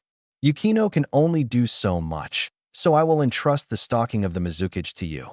Don't get too close to him, just discreetly follow him. Most importantly, find out when he is guaranteed to be away from the tower, understand? They nodded. Good. Haruka, you guard Yukino. Absalom, you had better get going.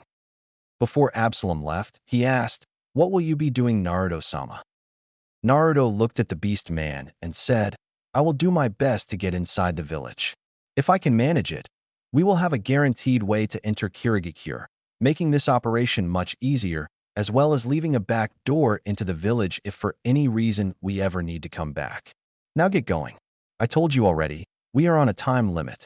I want to be out of here with Perona in tow by this time tomorrow. Absalom then scurried off, and Yukino went to work. Naruto took a deep breath and went to attempt his infiltration. Kirigakure, main gate. Most people underestimate this, but infiltrating any hidden village is fucking difficult. Kirigakure had 3 gates, a main gate that opened to the east, and smaller, less used gates to the north and south. There was no entrance from the west. Beyond that wall was the sea and nothing more. Each of the 3 gates was guarded by 2 full squads of chunin, 8 ninja in total, plus a jounin was a call away should a powerful intruder appear. There were also several ways to trigger the village alarms at each gate should something severe show up, such as an army. Each and every visitor to the gates fell into one of 3 categories: shinobi, enemy, or civilian. Friendly Kiri shinobi, after getting their identification checked and their mission verified, were let in without a second thought. Enemy shinobi were killed on sight or captured. Civilians, on the other hand, were checked carefully. You couldn't just wander into one of the hidden villages. You had to have a purpose. If you were a merchant looking to buy or sell goods, you and your goods were thoroughly checked before you were given a temporary citizenship that lasted for a month. Once that expired, you had 1 day to pack your stuff and get out. People who came to offer a mission to the village were escorted to the Mizukage Tower by one of the chunin guards. After that, the client-to-be was interviewed by a chunin to get the mission specs down and give a price estimation. After that, the person would be escorted to a group of rooms in the tower and were ordered to stay there while their mission was evaluated. The final price was negotiated, and ninja of the appropriate rank were chosen to do the job. People intending to move into and gain citizenship inside a hidden village were warily granted some time to choose a house and apply for said citizenship, and basically get everything settled. Once everything was said and done and the citizenship was granted, a house bought, a job secured, and everything was settled down, the person in question was watched during this entire process by ANBU and would continue to be watched for a probation period of somewhere between 1 and 2 years afterward to make sure that they weren't spies. It was an effective system, and it was what most hidden villages did when it came to visitors and new residents. It also came with the benefit of being hard as hell to break into. After carefully scouting out each of the gates, Naruto decided that the main gate was the best bet. A lot more people went through there every day, so it would be easier to hide among the crowd and sneak in inside of a cart or something. He had no chance in hell of getting in officially. He didn't have any of the papers required for something like that. Getting in wouldn't be easy by any means. He watched the security procedures carefully. There were 4 ninja at the gate itself. 4 more were on top of the thing watching for possible incoming enemies, and an ANBU patrol stopped by every 30 minutes. There were also ninja patrolling the walls at random, watching the areas the men on the gate couldn't see, and checking up on the place in general. He decided that his best chance was to stow along in another person's group. How to do this, however, was presenting a bit of a problem. His best chance was to wait for a merchant convoy of a decent size and cling to the bottom of a cart, using a powerful genjutsu to hide himself from sight during this time, combined with using the natural cloaking effect the shadows provided him. A plan decided upon, Naruto left the gate, heading down the road. If he was going to pull this off, it wouldn't be in plain sight of a few more than a half a dozen chunin. About 2 miles down the road, 30 minutes later, Naruto was crouching in the bushes, stiff as a board and just as cold.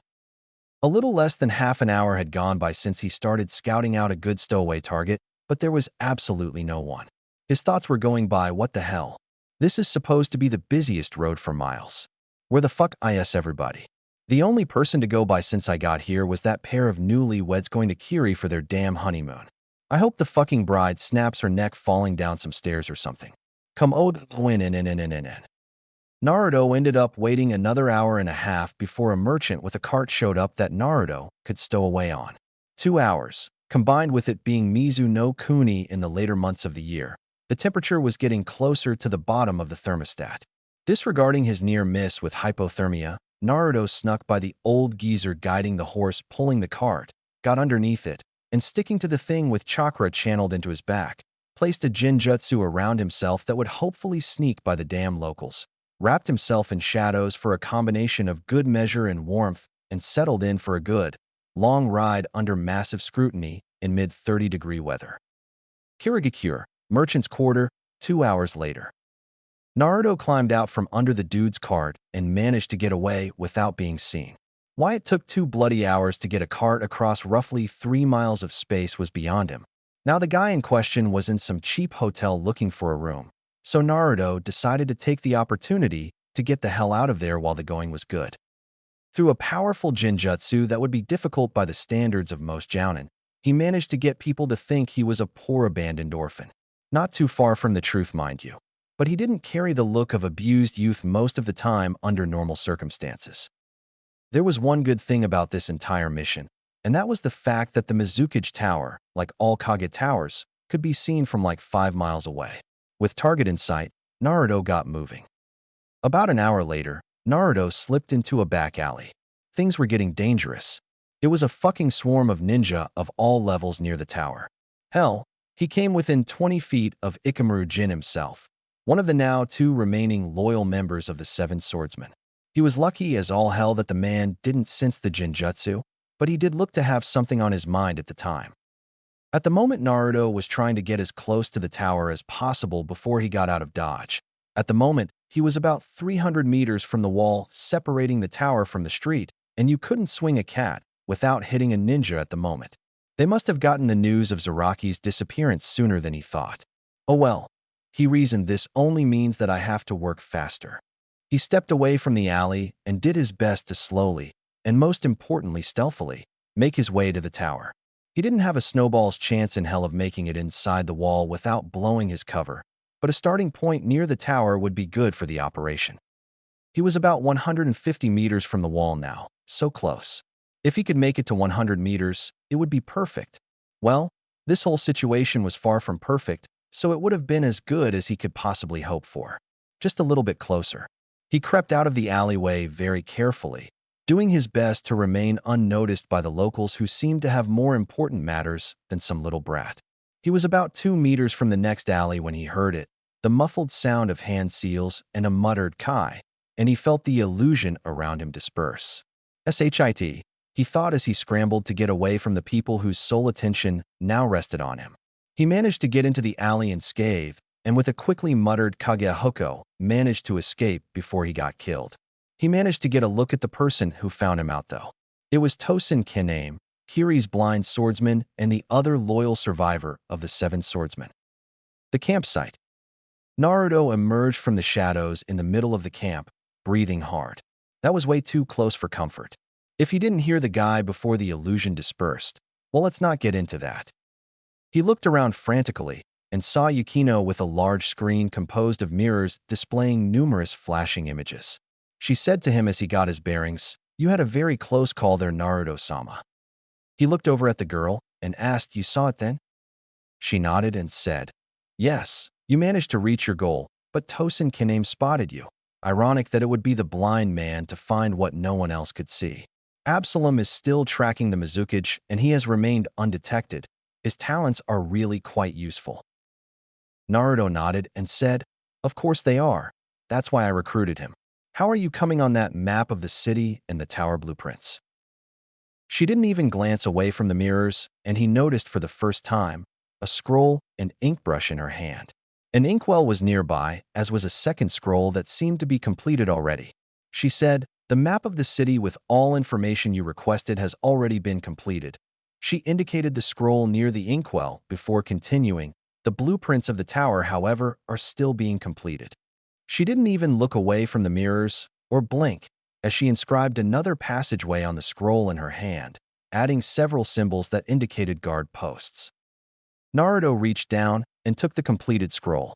He looked it over, and it was extremely accurate to what he had seen in the city. He could trace his steps on the parchment from the gate to the alley where he made his disappearing act. Yukino had some real talent as a calligrapher. There wasn't a stray splotch of ink or a wobbling line anywhere on the thing. It could have been made by a computer. There were clear indications of guard posts, as well as side notes that indicated how strong the guards were, dotted lines indicating the NBU patrol paths, as well as how long it took the squad in question to complete one circuit of said path. Every place not frequented by the public and out-of-the-way spots that could be useful was also noted. It was an impressive piece of work, and he told her as such. She just nodded, not even looking away from the mirrors as she continued to draw upon the scroll in her hands. Absalom returned an hour later, just after Yukino completed the scroll. He gave them an approximation of the Mizukage schedule. He was in the tower taking care of paperwork and other managerial duties such as assigning missions, overseeing the training of new Yanbiyu, and other such duties of a Kage. The only times he wasn't in the tower was during some kind of festival, when he went home for the day, or on a rare day off. According to Naruto's calendar, there wasn't any sort of celebration planned for at least 8 months, and the guy took a day off once every 5 or 10 years or so, if the rumors were true. Therefore, the only shot they had of getting into the office while Yamamoto wasn't there was during the late night or extremely early morning. Either that or cause a large enough distraction to demand the Kage's personal attention. He took the newly completed blueprint from Yukino and got to work on planning the heist. 1 hour later, after examining the blueprints and the maps, he had managed to come up with a plan. Given time, he probably could have come up with a better one, but he was pressed for time. He called the others close and unrolled the maps Yukino had drawn before beginning his briefing. Okay, our main goal is the jar in the safe, which is in the Mizukage's office here. He put a circle around the room. Now, if you look closely, you will see that with the pattern of guards they have set up, plus the arrangement of cameras in the tower, it is impossible to get near or into the office without being seen by somebody unless you are completely invisible. Take a hint, Absalom. Moving on, we still have the major obstacle that the Mizukage himself provides. He is currently in his office doing damage control on one of the 7 going missing. We need to get him the hell away from the tower before we even think of going into that office. Naruto took a small break and reached into his jacket, pulling out a bar of chocolate, which he unwrapped and bit into.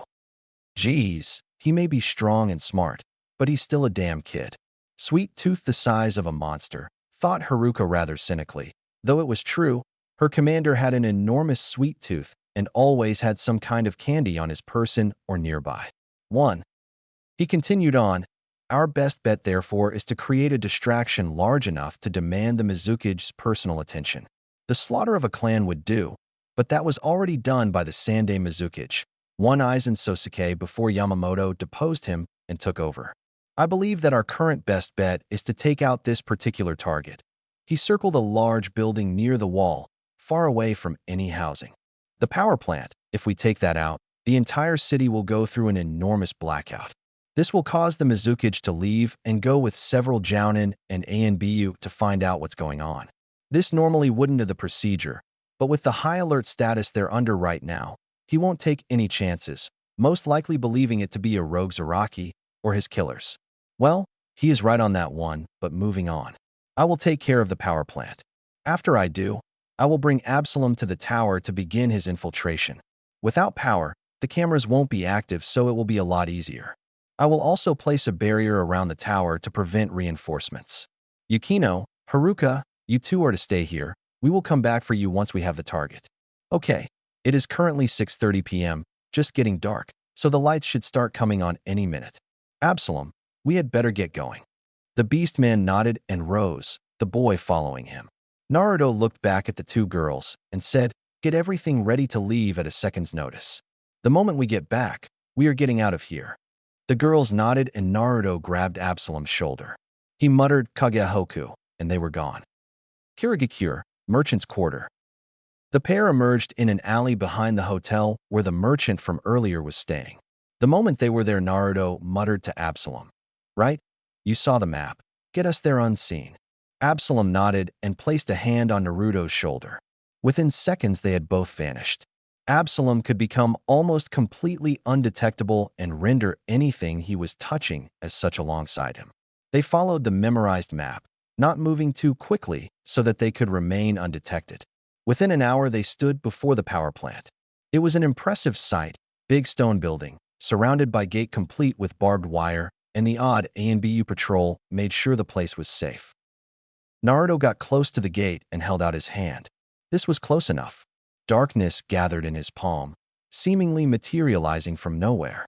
What Absalom didn't know was that this was the shadow of the air itself. It wasn't much, but it was there and at Naruto's disposal. When the sphere got as big as his hand, he let it go.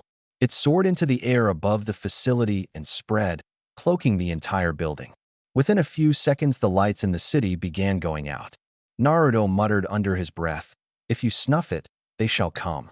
He waited 5 minutes for the Kage to get his old ass out of the tower. When Naruto saw him approaching from the other side of the street, he grabbed Absalom and vanished the same way they came.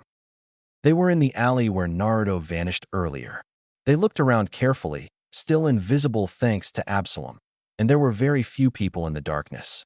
Absalom had the eyes of an animal, so he could see in the dark, and Naruto had naturally perfect night vision. Nice fringe benefit of his abilities.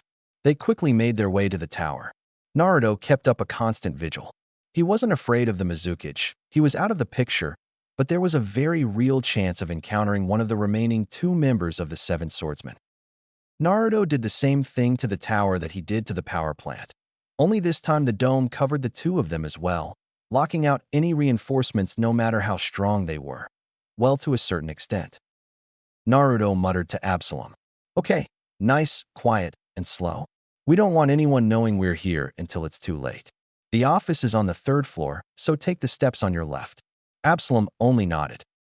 The main trick was getting the door open without telling them that you were there. This was impossible, so they just opened the door naturally. There was a pair of ninja waiting for them, Chunin, that reacted to the opening of the door. A flicker of shadow blocked the projectiles the ninja threw in the direction of the door, and with a few hand seals and a muttering of Doton, Shinju Zanshu no Jutsu, he was gone. Only to reappear a few seconds later to drag the pair under the ground, including the nose and mouth. They would suffocate in the earth's embrace, and he didn't give a damn. He nodded to Absalom and said, "Let's go," before dashing up the stairs, Absalom close behind him. They moved quickly but quietly up flights of stairs and through numerous hallways, going upon Naruto's memorized map to get them to the right place. With the deactivation of the cameras in the building plus Absalom's invisibility, they got the drop on most of the guards. The only exception were those few that had extremely good hearing. Absalom's ability was invisibility, not inhearability after all. They eventually managed to get to the Mizukage's office without any injuries, though there were plenty of fatalities on the opponent's side. The janitors would have their work cut out for them. I will say no more. Naruto, without ceremony or patience, just kicked down the door and jumped in. He knew that Yamamoto was at the barrier he put around the tower, trying to break in. He could feel the heat of his techniques against the infinitely cold darkness placed around the building. He was amazed that the old man got there so fast. They both ransacked the room, looking for the portrait behind which the safe laid hidden. The only problem was that portraits covered most of the damn walls. He mentioned to Absalom as they searched, "Hey, don't you find it weird that the Mizukage, the leader of the hidden village of Mizu no Kuni, Water Country, is a master of fire techniques?" Absalom checked behind another painting. "No luck." "I know what you mean. It's exactly like Konoha's Nidaime Hokage. The leader of the village that was located in Hai no Kuni, Fire Country, was perhaps the most powerful master of water techniques ever. Honestly, it makes me wonder if some of them were adopted or something." Naruto just nodded before turning over another painting, revealing a metal box. Found it." Absalom looked over and moved to inspect the box. He murmured to himself after a second, "This is a pretty good design. Damn near impossible to crack the code." Naruto looked over, slightly worried. "You mean you can't get into it?" He was rather irritated to go all that way only to not be able to enter a small metal box. Absalom laughed for the first time in Naruto's presence. It was rather odd, a deep, bestial gong. "He got out though, of course I can get into it. I just said I couldn't crack the code." Naruto looked a bit puzzled. "What do you mean by that, Abdash?" he would have continued. but he was interrupted by Absalom pointing his left hand at the box and shouting "Dead man's hand." A minute later, we had one blown open box and a charred wall. Naruto looked horrified. Are you insane? You could have damaged the target, you moron. He looked into the box. Thank God, he thought. It was there. A medium-sized ceramic jar covered with seals about the size of his head. He grabbed the thing without preempt, turned to Absalom, and said, "It's time to go." Absalom nodded, and a gripped shoulder and a kage hoko later, they were at the campsite. Rinse and repeat, and they were in the series of tunnels hidden deep inside the Hokage mountain where they left Hogback. Naruto sat down against the wall and just sighed as he patted the jar affectionately. Thank God that's over, eh? Absalom and the rest, after getting used to their surroundings, nodded. Hogback, hearing the noise, walked into the room and asked, "Ah, is that you, Naruto-sama? Ah, you're all back. How was the search for Perona? Did you manage to find her?" Naruto looked at the odd-looking doctor for a second before cracking a genuine smile for the first time in a long time. Yes, we did. It was a pain in the ass, but we finally managed it. There will still be some difficulties, but the hardest part is over. How is the new general coming along, Hogback? Hogback smiled before saying, "Excellently, Naruto-sama. It is just as you said. He holds nothing but complete loyalty to you. Well, once the personality and memories left behind by the Shadow's original owner vanished anyway. Before that, he was quite unstable. Oh, by the way, Naruto-sama, shouldn't you release Perona? I don't think she enjoys confinement too much." Naruto looked at the jar and realized that he had almost forgotten that there was a person in there. He just said, "Well, here we go, guys. Moment of truth, eh?" Before he ripped off the seals and yanked off the lid. The moment he did, an eerie mist flooded from the jar and filled the room. From that mist, they heard a very strange laugh. A high-pitched horo horo horo horo.